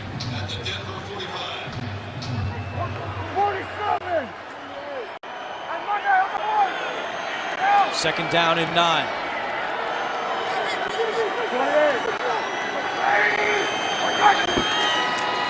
It's a play fake. Keenum fires sideline, caught by Patrick for a first down. Second catch today for Tim Patrick, just his 6th of the season. Nice job by Case Keenum, kind of looking left because he realizes that Richard Sherman is reading his eyes when he's in zone coverage. So when he looks left, Sherman sloughs off a little bit, they throw it underneath. Fake it to Lindsey, Keenum rolling right, nobody there, and he throws it away. Julian Taylor, the rookie out of Temple, who was applying pressure on Keenum. And you think that you're going to fool the defense a little bit, but Richard Sherman, who was fooled a little bit the previous play, got the receiver locked up one-on-one on the outside. Richard Sherman is going, I kind of like this. I went years in Seattle where people were afraid to throw at me. Now you throw a pass in my direction, then you look in my direction. The next play, come on, bring it on. Still looking for his first interception of the season, Richard Sherman. A pitch to Lindsey. Can he get it going? Across the 40 and out of bounds, shoved out by his former teammate at Colorado, Akello Witherspoon. Lindsey told us last night if he had the chance, he was going to run Witherspoon over. And that's Lindsey's attitude because, you know, we look at him, we see one of the smaller running backs in the league, but he has that tough, physical attitude, and he's probably had that ever since he first put on a football uniform. Andre Holmes is on the field for Denver. He was claimed off waivers on Wednesday after Sanders tore his Achilles. 3rd down and 5. Keenum over the middle, and it is caught. And that is going to be very close to a first down. It was Deshaun Hamilton who reeled it in. DJ Reed on the tackle, and that was 4th down. That was an instantaneous decision. I could see Vance Joseph from up here. He has his hand on his hip, the little button that you use to talk to the offensive coordinator, and saying, go for it. Go for it. Let's get ready for this play. Denver 58% on 4th downs this year. It's 4th and inches. Janovich, the fullback. Lindsey, the running back. Janovich up the middle, and he's got the first down. That is just his second carry of the year. And I love that fullback dive when all the eyes are kind of on the tailback in the eye. They're all watching him, and you don't watch the fullback. You know he's probably going to be the lead blocker, but you're not thinking he's going to be the ball carrier. It's a nice push, and he's low man. He gets that forward momentum going and gets past the line of scrimmage and picks up the first down. So Bill Musgrave, the offensive coordinator, sees the drive continue. It's 1st and 10 at the 30-yard line. 8 minutes to go in the third quarter.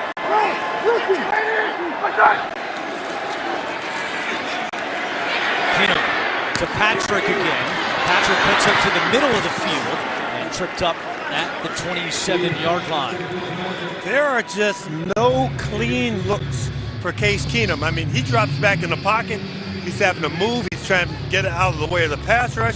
And then once he gets ready to throw down the field, there's just a lot of contested balls down the field. So great job by the 49ers defense playing with a little bit of a chip on their shoulders and getting after Case Keenum, realizing that he really does not have a go-to bona fide number one target.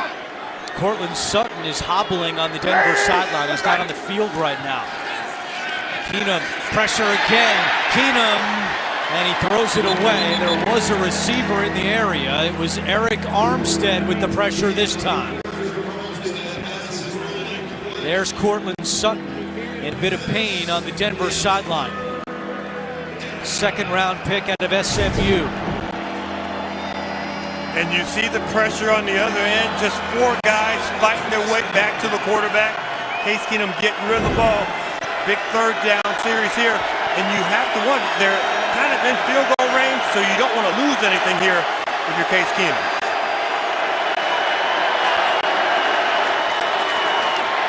Keenum, and that pass is caught by Patrick. He was slipping to the ground, still able to make the catch, but it's short of a first down. It's 4th and about 1, and once again, Vance Joseph is keeping the offense on the field. It's a 3-score game.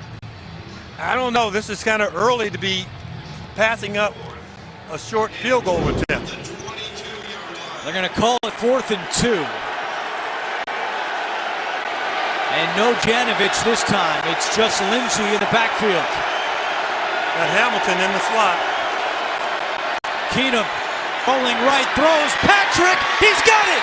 Inside the 5. First and goal for Denver. A 19-yard pickup.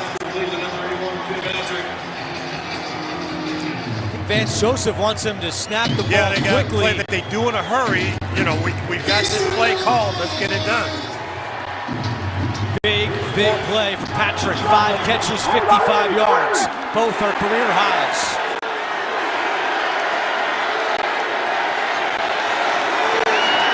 Lindsey up the middle and in. Touchdown, Denver. And finally, with 6:05 to go in the third quarter, the Broncos are on the scoreboard. 2 fourth-down conversions on the drive, and Lindsey has his 9th rushing touchdown. Gutsy call on that 4th and 2 with the rollout, and Case Keenum doing a great job in throwing the ball in the Richard Sherman area, which you didn't think that they could penetrate.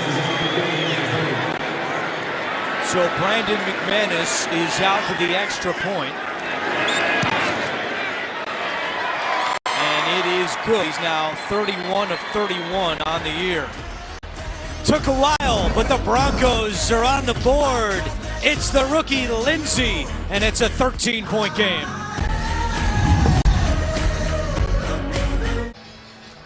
For Philip Lindsey, that's his 8th rushing touchdown since week 7, most in the NFL in that span. He has not had a big day on the ground, 8 carries, 12 yards, but was finally able to take it in, and it's a 13-point game. McManus kicking away, and James, who was pulled earlier, was back out there for the 49ers, and he is down at the 17-yard line with a flag coming in.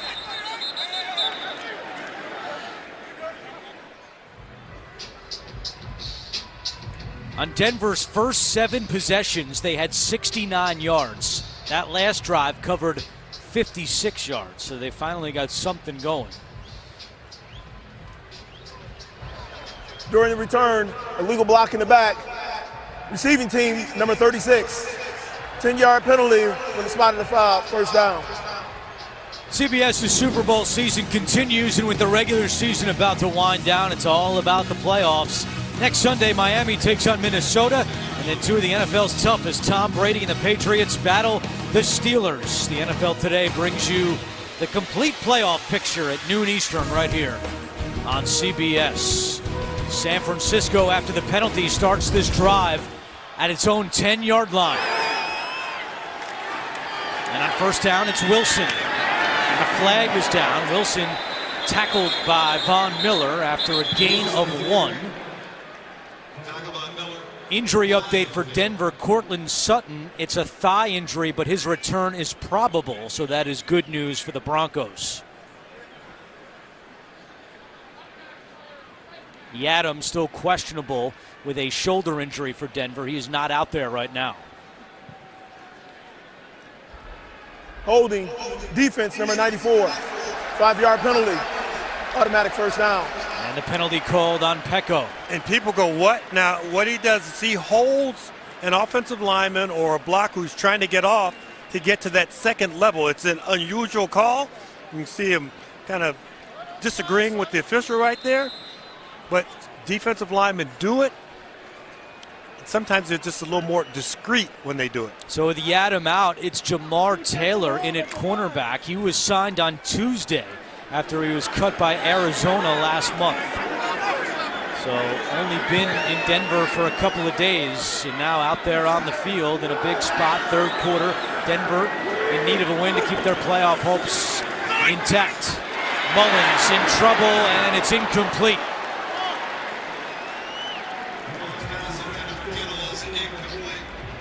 Kittle was so successful in the first half, Andrew. I almost wonder if you've run out of big plays on your play sheet to call for him. Well, they tried to dial up another one right there.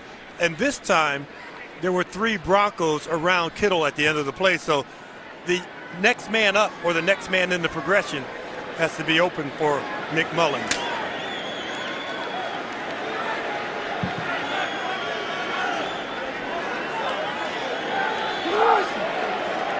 Second down and 10. Mullins throwing right to Pettis, and he's got a first down. Knocked out of bounds by Justin Simmons, but a gain of 18 for number 18. Just a little high-low combination with 2 wide receivers. You see Goodwin going out. He's the low guy, and the high guy is Pettis. Pettis comes up with a little hitch in his giddy-up, coming back to the far side. Yeah, a little bit of a limp as he came off to the San Francisco sideline. He did miss 3 games with a knee injury earlier this year that he suffered against the Chargers. Kittle split out wide and about to come back in motion. And it's Wilson. Cuts back to the middle, spins off a tackler, and Wilson with an 11-yard run. The ball came out after. And San Francisco recovers. Take another look. One of the things that young running backs experience when they get to the NFL is it's the second or third guy in that are causing the fumbles, and you've got to really secure that ball all the way to the ground. There he is, wrapped up by 2 guys, and that third man punches the ball out. Wilson fumbled last week in Seattle, and the Seahawks recovered. This time San Francisco recovers. Yeah. And it's second down and 1.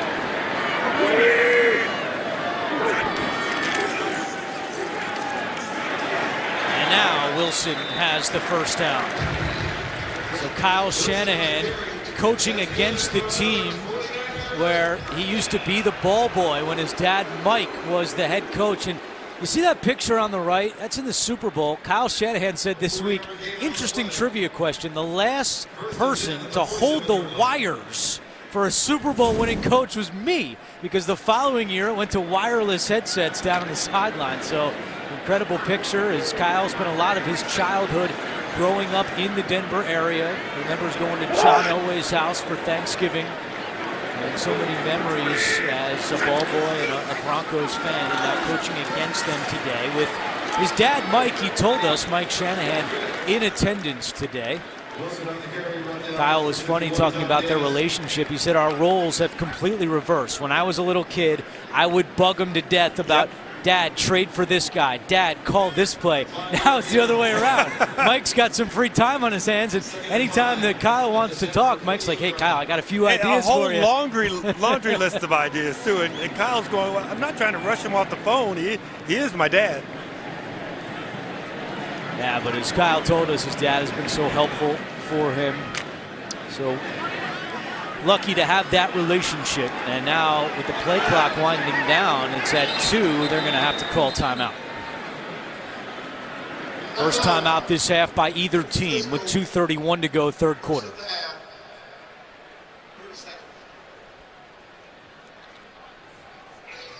'49ers are trying to maintain that momentum. They were backed up to start this drive, started in their own 10-yard line, aided by a holding call against the defense.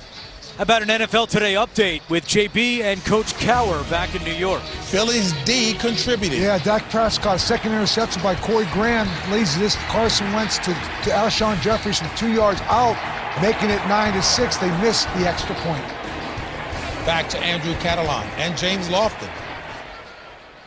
All right, guys, thank you very much. Here in Santa Clara, the 49ers have a 20-7 lead, 2.5 minutes to go, third quarter. After the 49ers timeout, it's second down and 5. Mullins slips to the ground and then just throws it with Pecco, and it's scooped up. There was no whistle. Simmons is going to take this one inside the 10, and he takes it back. Now, this looked like an incomplete pass, but there was no whistle, and for the moment, it appears to be a Denver touchdown.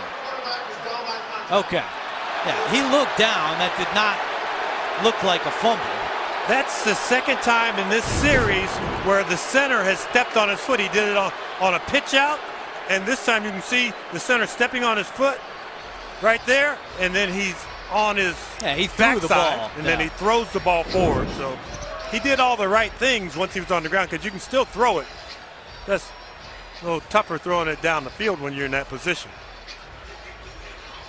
Been a tough year for San Francisco center Weston Richburg in his first year, signing a big contract after coming over from the Giants.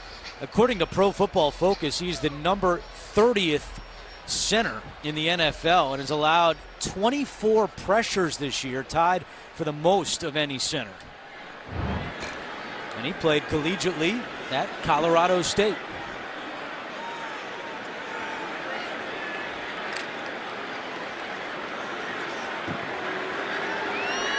Game clock back operator, in the please game. reset the game clock to 2:29. 2:29. Put some more time back on the clock. As James mentioned, Pettis is back out there. You saw him hobble off before. It's third down and 9. Taylor goes in motion. Here come the Broncos. Simmons on a blitz. Mullins is decked, and it's incomplete. Simmons and Parks both came on a blitz, and Mullins was hit hard. That is about as hard as you will see a quarterback get hit. There's a free run, unobstructed, and does a nice job lowering his shoulder and not putting his helmet into the quarterback. But yeah, that's a big wallop there that Mullins just took. And a big stand by the Denver defense to get the football back. Craycraft, the return man, awaiting the punt at his own 10. Pinion trying to pin him deep. Craycraft. And there was a flag down, and there was some contact with the punter, Bradley Pinion. It was fourth down and 9, so if it's running into the kicker, it would not be a first down. But if it's roughing the kicker, that's a different story. And where they assess the penalty, they can assess it at the end of the punt. Running into the kicker, defense number 43. That penalty's declined. Timeout. So it'll still be Denver football when we come back. They trail 20-7. You're watching the NFL on CBS. Denver with the football, down by 13, and they'll start this drive at their own 8-yard line. Keenum from his own end zone completes it. And that is the tight end, Brian Parker. Just his second catch in his career, played collegiately at the University at Albany. First 7 drives for the Broncos, 65 yards, did not score. Last drive, 56 yards, and it went for a touchdown with Lindsey running it in. And Cortland Sutton is in the game. We told you he had a thigh injury. He is back out there for the Broncos. Lindsey taken down by Buckner. So Forrest Buckner has had a big year for San Francisco, a career high 9 sacks. You know, he is creeping into that conversation when you start to talk about and list defensive tackles around the league. Aaron Donald with the Rams, Geno Atkins with the Cincinnati Bengals. And you go, hey, well, how about that kid out in San Francisco? Buckner, 6'7", playing in the interior and having great inside pass rushing skills. Denver just 1 for 9 on 3rd downs. They did convert 2 4th downs on their last drive.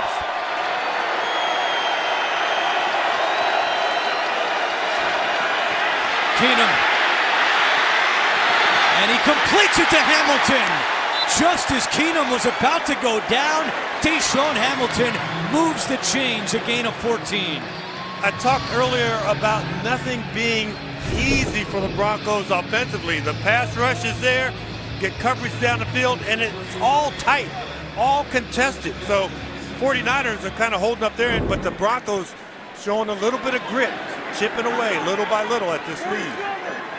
Final 20 seconds of the 3rd quarter, a big 3rd down conversion for Denver. Lindsey.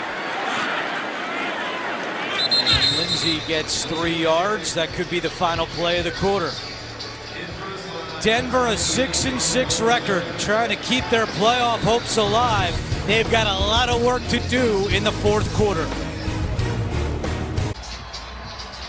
Start of the 4th quarter in Santa Clara, California. The 49ers 20, the Broncos 7 with the Hall of Famer James Lofton. I'm Andrew Catalon. We thank you for joining us. Week 14 of the NFL on CBS. And the Broncos have the ball to start this quarter, facing a 2nd down and 6.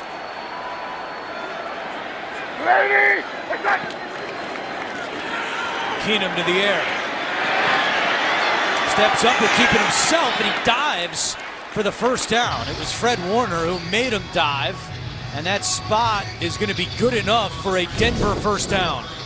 Keenum making the most out of nothing because you've got great coverage down the field. He's looking, he fake pumps and dives and just gets right past the marker. You know what kind of day it's been for Denver? Case Keenum is their leading rusher.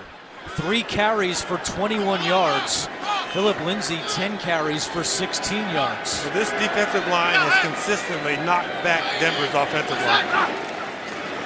Lindsay slipped a little bit, gets back to his feet, and crosses the 40 to the 41. A gain of 4 for Philip Lindsay. Fred Warner makes another tackle. Look at the knockback. You get that? Philip Lindsay has to cut back, and it's slippery right there in the middle of the field. It's been resodded just outside the hash marks, and that's kind of the new turf. It's a little more slippery than outside where the number area is. You can see that little shaded area, all that in between is the new sod. 2nd and 6. Keenum looking for more in the air, and it's incomplete. Hamilton attempted a one-handed catch, but instead it's 3rd and 6. You know, James, we talked about what Denver told us were their offensive keys to this game. Start fast. Yes. They were scoreless at halftime. And take some deep shots down the field. Haven't really seen that either. Denver's longest pass play today is 19 yards to Tim Patrick.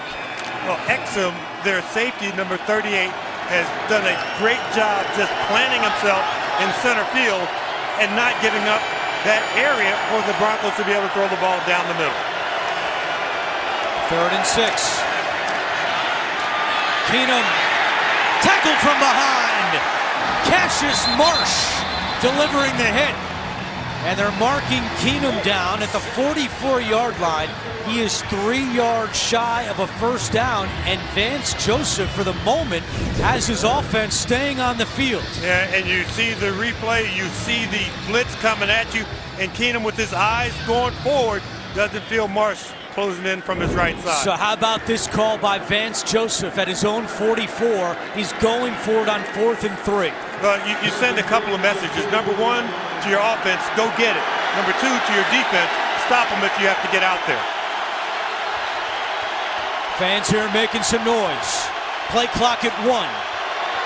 Keenum to Lindsey. Lindsey behind the line of scrimmage. Second effort. He reaches forward, and I don't know if he got there.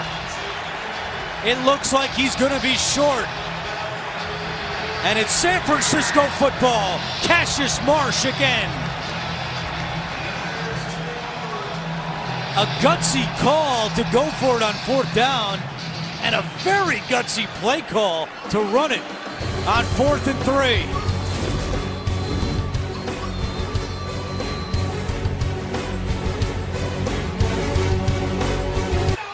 20-7 49ers coming up after the game, time permitting. The State Farm postgame show. Our guys back in New York have all the scores and highlights coming up on the State Farm postgame show. So after Lindsey was tackled a yard short, San Francisco gets the ball back at the Denver 46-yard line. It's a handoff to Wilson, who's wrapped up by Adam Gotsis. Meanwhile, for the 49ers, 1978 to 1980, at least 10 losses each of those 3 seasons, but then obviously they found gold in 1981, winning the Super Bowl. And maybe this San Francisco team is now with 4 straight seasons of at least 10 losses, trying to build some momentum going forward. Well, you've had the comparisons between Jimmy Garoppolo and Joe Montana. You know, just eliciting those 2 names in the same sentence. On 2nd and 9, it's Morris, and it'll be 3rd down. But James, let me just take you back to the 4th down play call, the run to Philip Lindsay. What did you think? Well, I see Philip Lindsay, who I know is a left-handed person, going to the right with that ball in the left arm, and he can't ward off the defender. I would have much rather have seen that play run the opposite way. He'd have the ball in that outside arm and maybe be able to stiff arm the defender and pick up that extra half a yard. So, you know, it's one of those things where you'd love for him to be able to put the ball in both arms, but he may not feel comfortable doing that. 3rd down and 9, Mullins, and it is intercepted. That went into the hands of the Denver defender, Darian Stewart. That ball's thrown low to Taylor. It pops up in the air. All turnovers are reviewed. We've got to wait to see. Did it touch? Did it scrape? Did it hit the ground? But it really looked like Stewart got his arms under it. Look at him driving from his deep safety position. And it looks like he has that right arm under that ball as he's dragging his body across the ground. Off the hands of Taylor. Was Stewart able to prevent it from hitting the ground? We'll be back in a moment.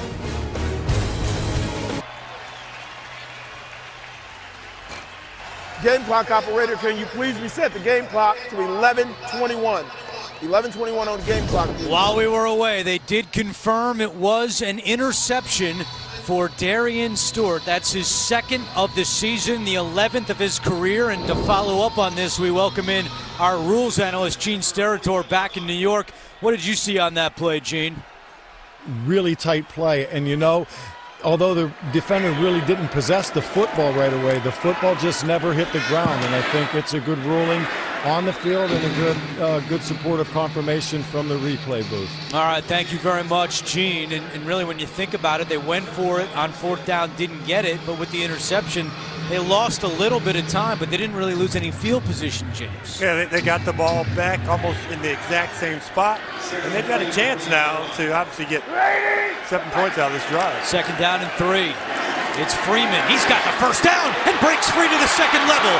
Freeman stiff-arming defenders and out of bounds inside the 30. It was Exum who finally shoved them out, but not before he gains 23 yards. And Richard Sherman, who's normally a really short tackler, is going to come up. He's going to come up in this direction, and he's going to miss the tackle here, and that's Richard Sherman-like. So Freeman, the third-round pick out of Oregon, had not been out there much today, just his third carry, or he had 3 carries until that play. But he breaks free, and now first down and 10 for Denver. Keenum and caught. That's Hamilton at the 25-yard line, a gain of 4. C.J. Reed on the tackle. See, that play kind of just irks me just a little bit. The drop back that the quarterback had 7 yards deep was further than the route down the field. You could throw that route in your backyard if you wanted to. So Keenum, if you're going to drop back and take a shot at the end zone, take that shot, but no receivers were down there. It's Freeman again, up the middle. And bulldozes his way to the 21-yard line. It'll be third down and 2. See this trio of rookies. Third most by a rookie trio through 12 games since 1970. And the heavy lifting of this group has been done by the smallest one, Philip Lindsay. But right now, Royce Freeman getting his hand at it. They're riding Freeman right now, third and 2. Freeman tripped up. He lost a yard on the play. Marcel Harris making an impact. And when we talked to Richard Sherman about Marcel Harris, he said, it's 100 miles an hour in one direction. It might be the wrong road, but he's going 100 miles an hour, and that time he was going in the right direction. All right, so Vance Joseph on 4th and 3 once again will go for it. He's 2 for 3 today. Lindsay is back in the game. Freeman goes out.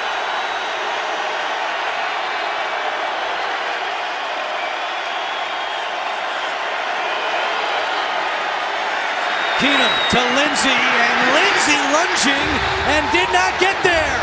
Marcel Harris again.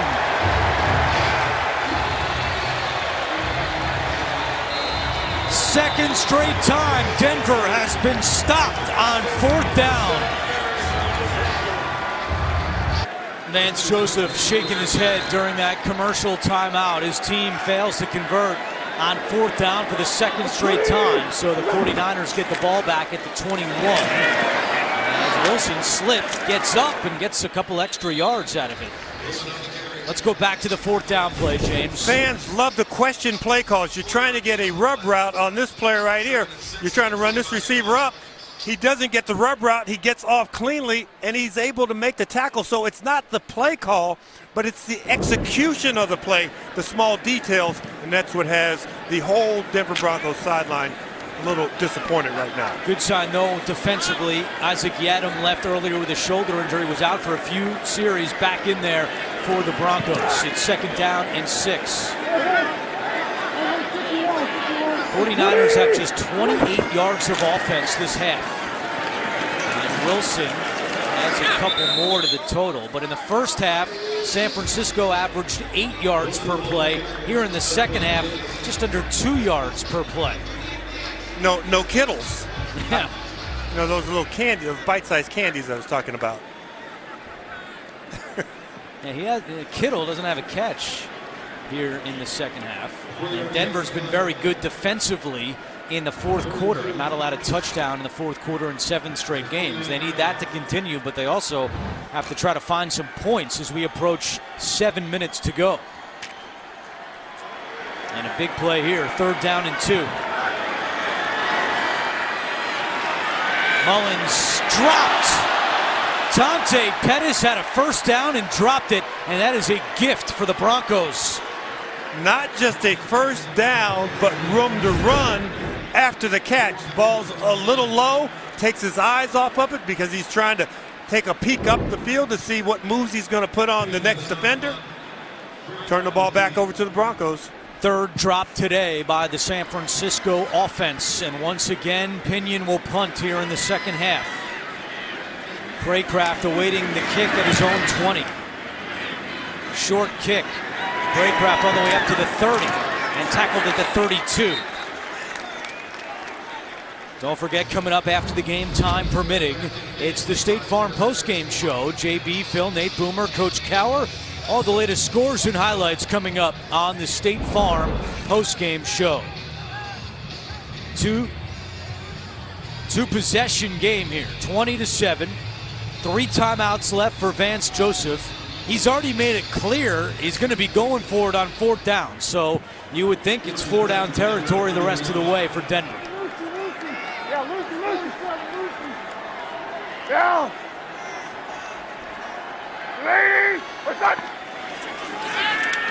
Keenum swings it to Lindsey, same as the 4th down play, but this time Lindsey is able to get 11 yards. Actually, they mark him out of bounds before the stick, so it's a 9-yard pickup, but a good start to this drive, and now Denver will go no huddle. And you're at that juncture of the game where you need a big strike player, and that player obviously is Philip Lindsay. One of the receivers needs to step up. Keenum over the middle, Hamilton hit home, but he holds on, and there's a flag. 2 flags come in. It was Exum who had the big hit. And how about Hamilton holding on to that football? Yeah, you're going to pick up 15, defenseless receiver, all of that. Hamilton, good catch in traffic. Personal foul, defense number 38. 15-yard penalty, 1st down. Take a listen to this hit. Keenum to Deshaun Hamilton. Yeah, I was talking to a couple of the coaches down on the field. This used to just be good, old-fashioned, tough football, but now it really is a penalty. You can see the helmet leading in there with the helmet-to-helmet contact. Everything that you're trying to get out of football, which you used to love watching, no longer is it allowed. So the ball the way up to the 27-yard line. Keenum play fake, taking a shot for Patrick on the sideline, and he is out of bounds. Yeah, and you don't have the luxury of using one of your timeouts to challenge this play right here. Because I think his right foot is down and the left toe drags. Right foot, watch the left toe dragging. That's a catch. Wow. Ruled out of bounds. Vance Joseph does have all 3 timeouts, but will not challenge this play. It's 2nd down and 10. Keenum to Lindsey, incomplete. Gene Steratore, our rules analyst, back in New York. And Gene, the penalty on Exum and then the out-of-bounds play, what'd you see on both? Agree with James and you, Andrew, both on both plays. The safety hit, naturally, we want to get that out of the game. That's a foul. The other play, I do agree with what James just said. I do think the left foot did stay down, and I believe that was a catch as well. Interesting. Thank you, Gene. 3rd down and 10.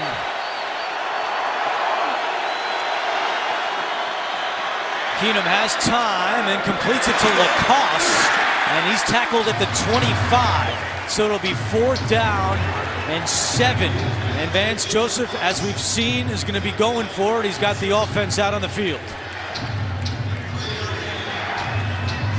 Case Keenum has to wonder which one of these young receivers is going to step up and make this critical play on 4th down for him. 2 for 4 on 4th downs. Fans on their feet.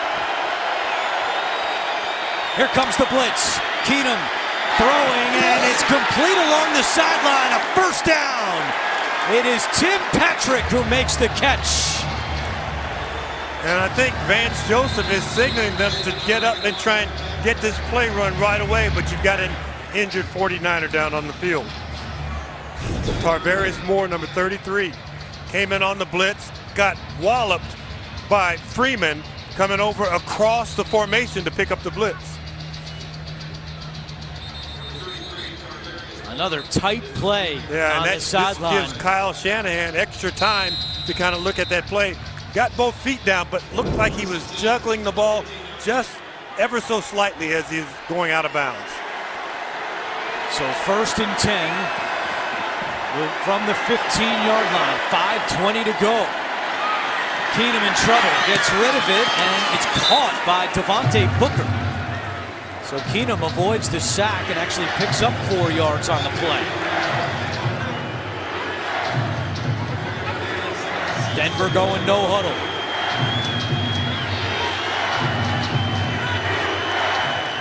From the 11-yard line. Keenum staying in the pocket, now throws incomplete. As that pocket was collapsing and Keenum went to the ground, it's 3rd and 6. DeForest Buckner bringing the heat. And it's just what would be a 3-step drop out of the shotgun. You've got a couple of slant routes, and then you get the pressure because Keenum pumps and his offensive line, they're just blocking for that quick throw. And when he has to recock his arm, pressure's in his lap. 3rd downs have been a disaster today for Denver. They're 2 for 13. 3rd and 6.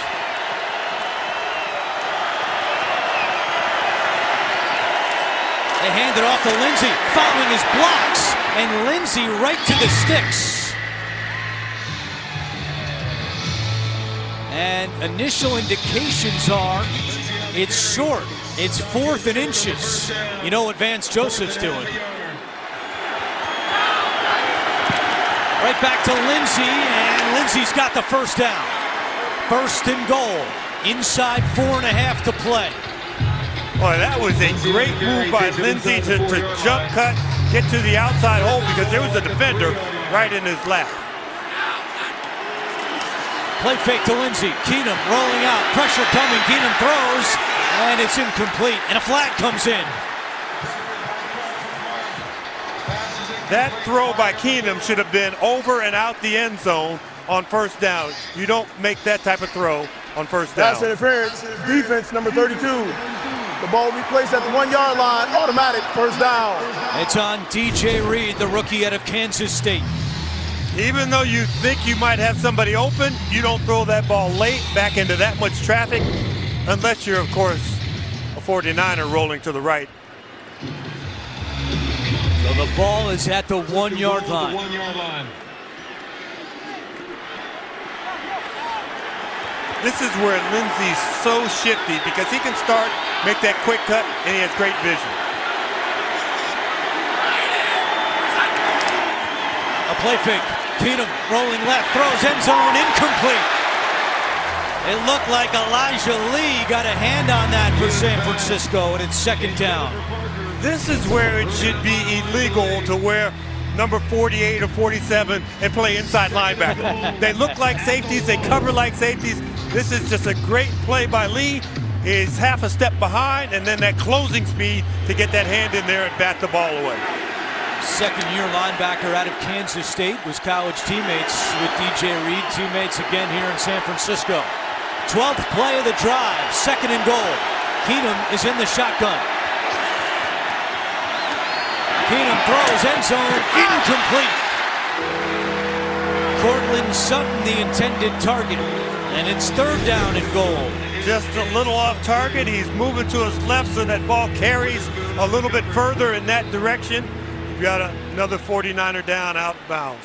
And it's like Witherspoon. Yeah, Witherspoon, who had the coverage on that play, is still down on the ground.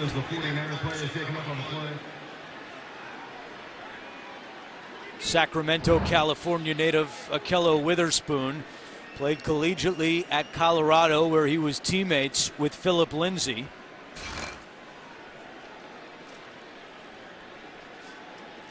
And San Francisco is already without their nickel corner today. K'Wan Williams inactive because of a knee injury.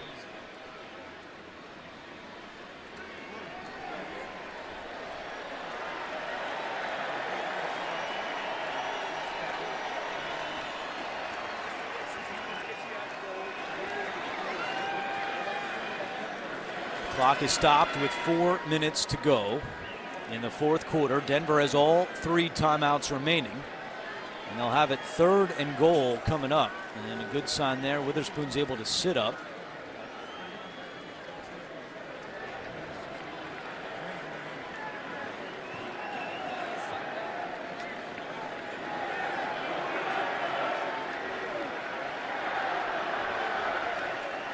You know, sometimes I think fans will look and they'll say, well, you know, he looks like he's okay. Maybe he should get the training staff and the medical staff. They want to kind of know exactly what you think you hurt, because sometimes you go down and you just know you've gone down and you don't know exactly if it's your ankle, if it's your knee, if it's your hip or whatever.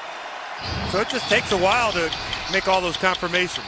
For those of you expecting to see 60 Minutes, you're watching the NFL on CBS, the game between the Broncos and 49ers with James Lofton. I'm Andrew Catalon. 60 Minutes will be seen in its entirety immediately following this game, except on the West Coast. So Witherspoon heads off, and now 3rd and goal for the 1. We've seen back-to-back pass attempts from the 1-yard line. Let's see if they run it here on 3rd and goal. Greg Mabin, number 26, in Witherspoon's spot. Keenum looking that way, incomplete. Broncos want a penalty flag on Mabin. Instead, it's 4th and goal. I don't get 3 straight runs from the 1. I just don't get that, James. 3 straight passes, rather. 3 straight all passes. over him. And you think that you've got a guy coming off the bench and you're going to go after him, but you've got to give your receiver a more catchable ball than that. Let him use his height, let him use his length, and let him go up and get it as opposed to throwing that ball on the line. Denver's had a lot of success on 4th down today, 4 out of 6. Big one here, 4th and goal, empty backfield. Keenum throwing, Hamilton's got it, touchdown! Fittingly on 4th down, and the Broncos are still alive. It's 20-13. For Deshaun Hamilton, that is his first NFL touchdown. And this ball gets out on a line. You get the rub route, the natural pick. You get the receiver coming inside. You can see DJ Reed running into. He's the defender who has Hamilton in coverage, but he couldn't get past that claw. Extra point from McManus is good. So off the Nick Mullins interception, Denver goes down the field and makes it a 6-point game. What a statistical oddity today for Denver. They have more 4th down conversions than they do 3rd down conversions. They have 2 3rd down conversions and 5 4th down conversions. So what you're telling me is they should get in the huddle and say, okay guys, it's 4th down, let's go.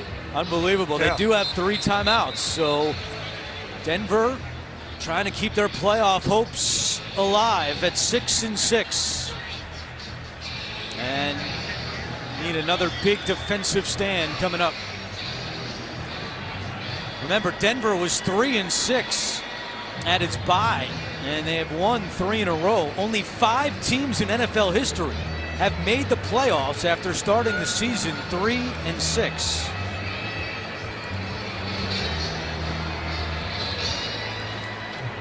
Three minutes, 53 seconds, obviously 3 timeouts that Denver has. You'd be able to stop the clock at the 2-minute warning. So time is not a factor. And we saw the special teams coach holding up a play. I would think that this will be a pop-up kick that you're going to try and loop over the front lines. There it is, high kick to the 14-yard line, and James is just going to go down at the 20. We mentioned only 5 teams in NFL history have made the playoffs after starting 3-6. The 1970 Cincinnati Bengals, 94 Patriots, 95 Detroit Lions, the 96 Jacksonville Jaguars, and most recently RG3 and the Redskins in 2012. Denver hoping to add their name to that list. Right now a 6-6 record. The asterisk next to that Bengal team, 14-game season. Wilson. And this San Francisco offense has been bottled up the entire second half. Couple things here. We've seen Wilson with a fumble. We know he had a fumble last week. So once again, the second, third guys in are going to be trying to rip that ball out of his arms. Vance Joseph calls his first timeout to stop the clock with 3:46 to go. He has 2 remaining and the 2-minute warning.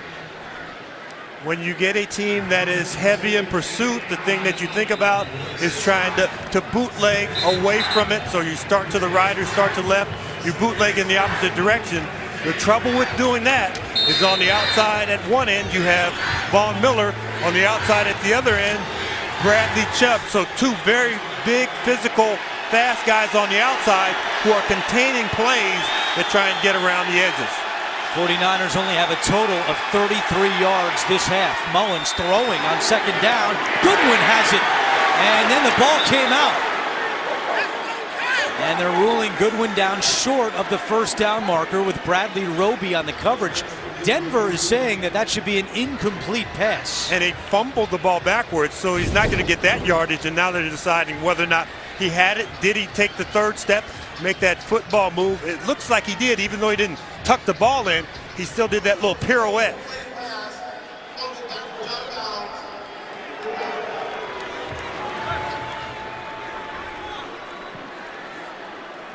Going out of bounds under 5 minutes also stops the clock.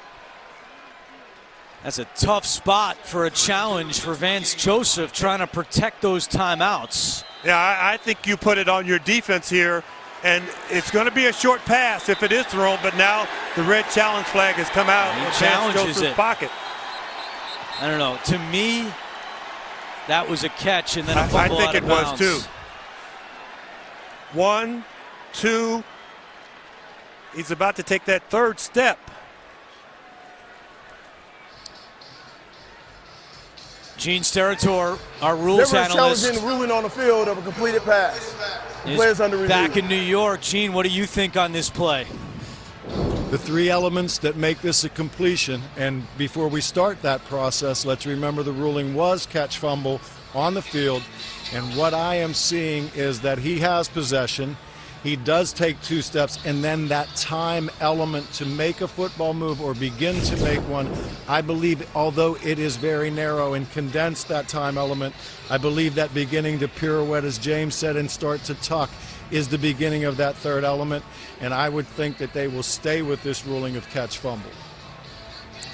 All right, Gene, great explanation. Thanks, Gene. It appears to me, to us at least, that it's whatever the call on the field is going to be. Is that's the call? If they called that incomplete, it would be hard to make it a catch and then a fumble out of bounds. The call on the field is a completion.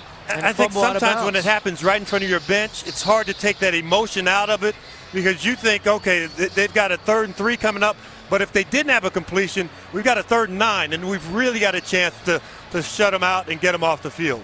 So you take a risk and lose one of your timeouts here, as opposed to him catching that ball in bounds and maybe having to stop the clock.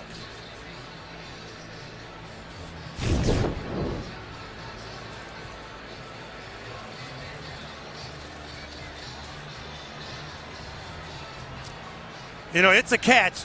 Maybe it's not much of a catch, but I believe it's a catch. Right in front of Vance Joseph. Here's Sean Smith. The ruling on the field of a completed pass is confirmed.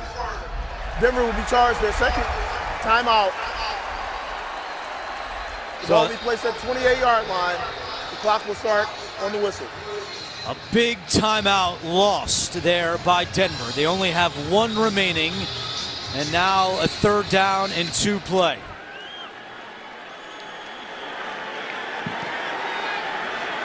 Vance Joseph now 1 for 6 on challenges this year. He said the clock would start on his whistle, but the clock should start when the ball snapped because it was fumbled out of bounds.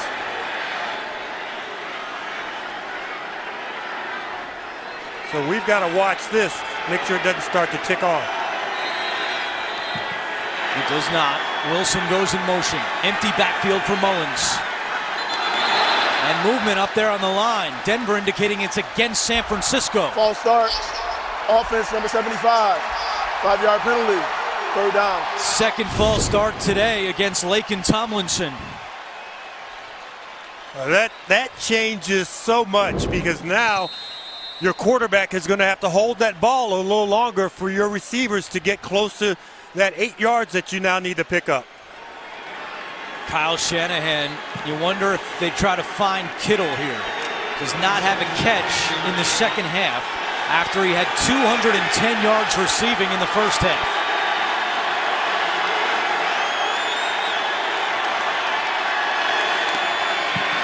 Mullins, and it is caught for a first down. Pettis to midfield and shoved out of bounds. A huge play of 31.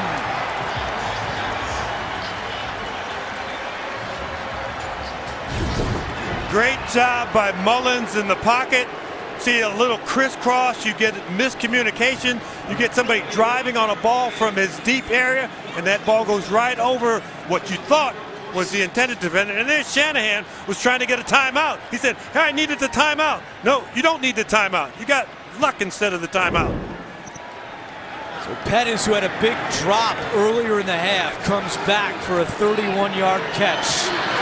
And now with only one timeout in the 2-minute warning, Denver has to stop San Francisco. As Wilson fights his way to the 42-yard line, there's the final timeout called by Vance Joseph with 3:27 to go.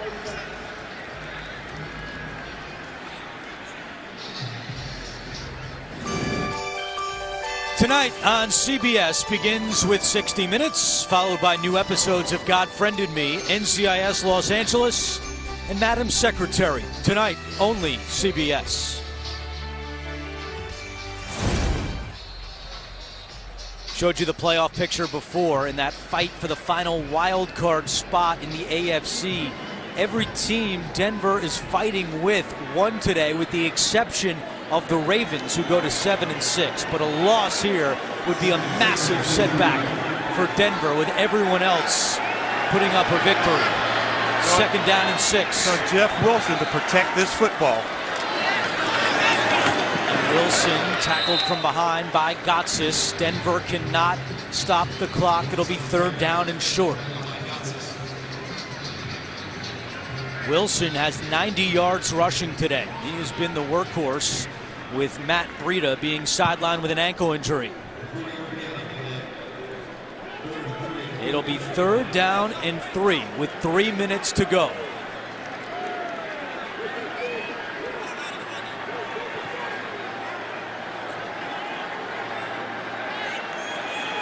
This play, once it's run, then takes them down to the 2-minute warning, even if they do not pick up a 1st down here. And Kyle Shanahan, with the play clock winding down, calls timeout.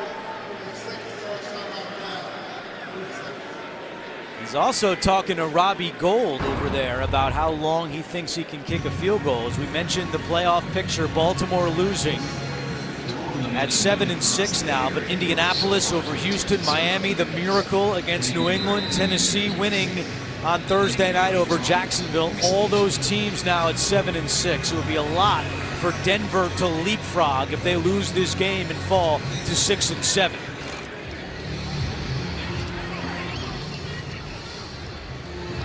There's Gould on the sideline.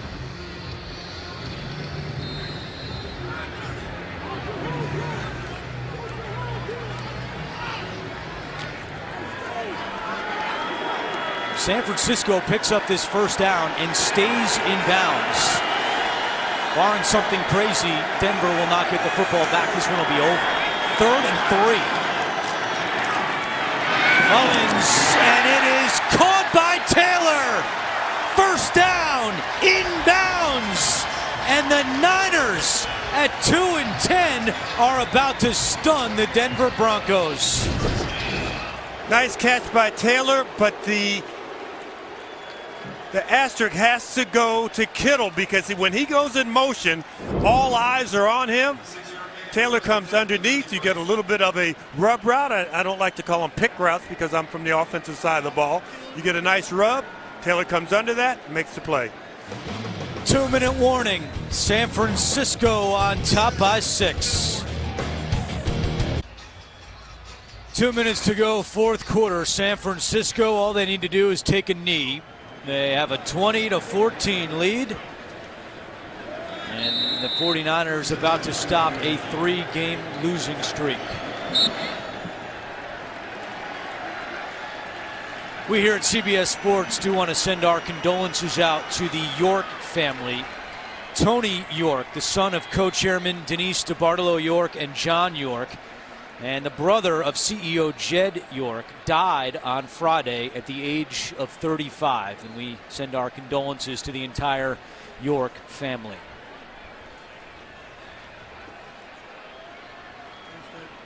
Second and 11 at the 34.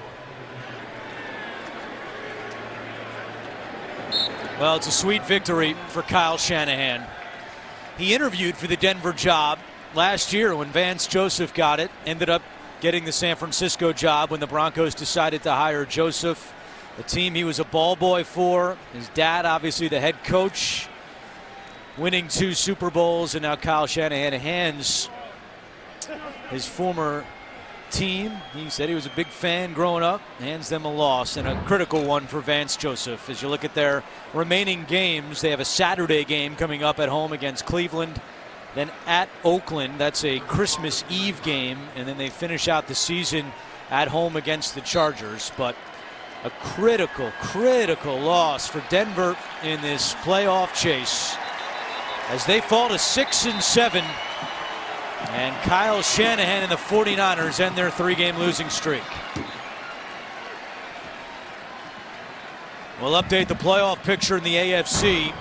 And you can see now Baltimore, Indy, Miami, and Tennessee all 1 game ahead of the Broncos in the AFC. Chiefs clinching that playoff spot, and the Chargers inching ever so much more closely. They were at 10-3 in the wild card spot.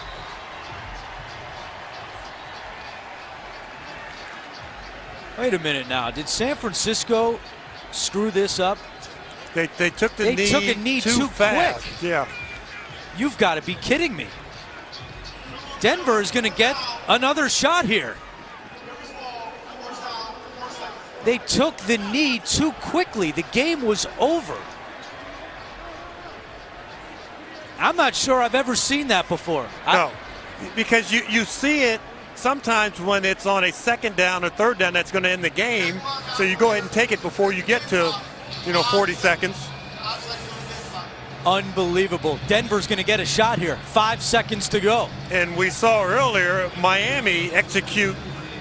Every time I look at that play, I think of Cal versus Stanford, so I'm going to turn away from the field here for a couple of moments. We already saw a Miami miracle on the final play of the game. Can Denver join them?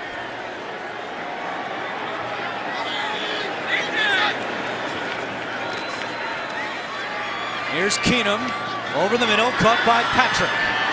Patrick at the 40. Throws it back to Booker. It bounces, and it goes out of bounds. And no miracle here in San Francisco. You're still going to wonder how they screwed that up, but they get the win, 20-14 over Denver. Tonight on CBS begins with 60 Minutes, followed by God Friended Me, NCIS Los Angeles, and Madam Secretary. For James Lofton, this is Andrew Catalon saying so long from Santa Clara. You have been watching the NFL on CBS, your home of Super Bowl 53.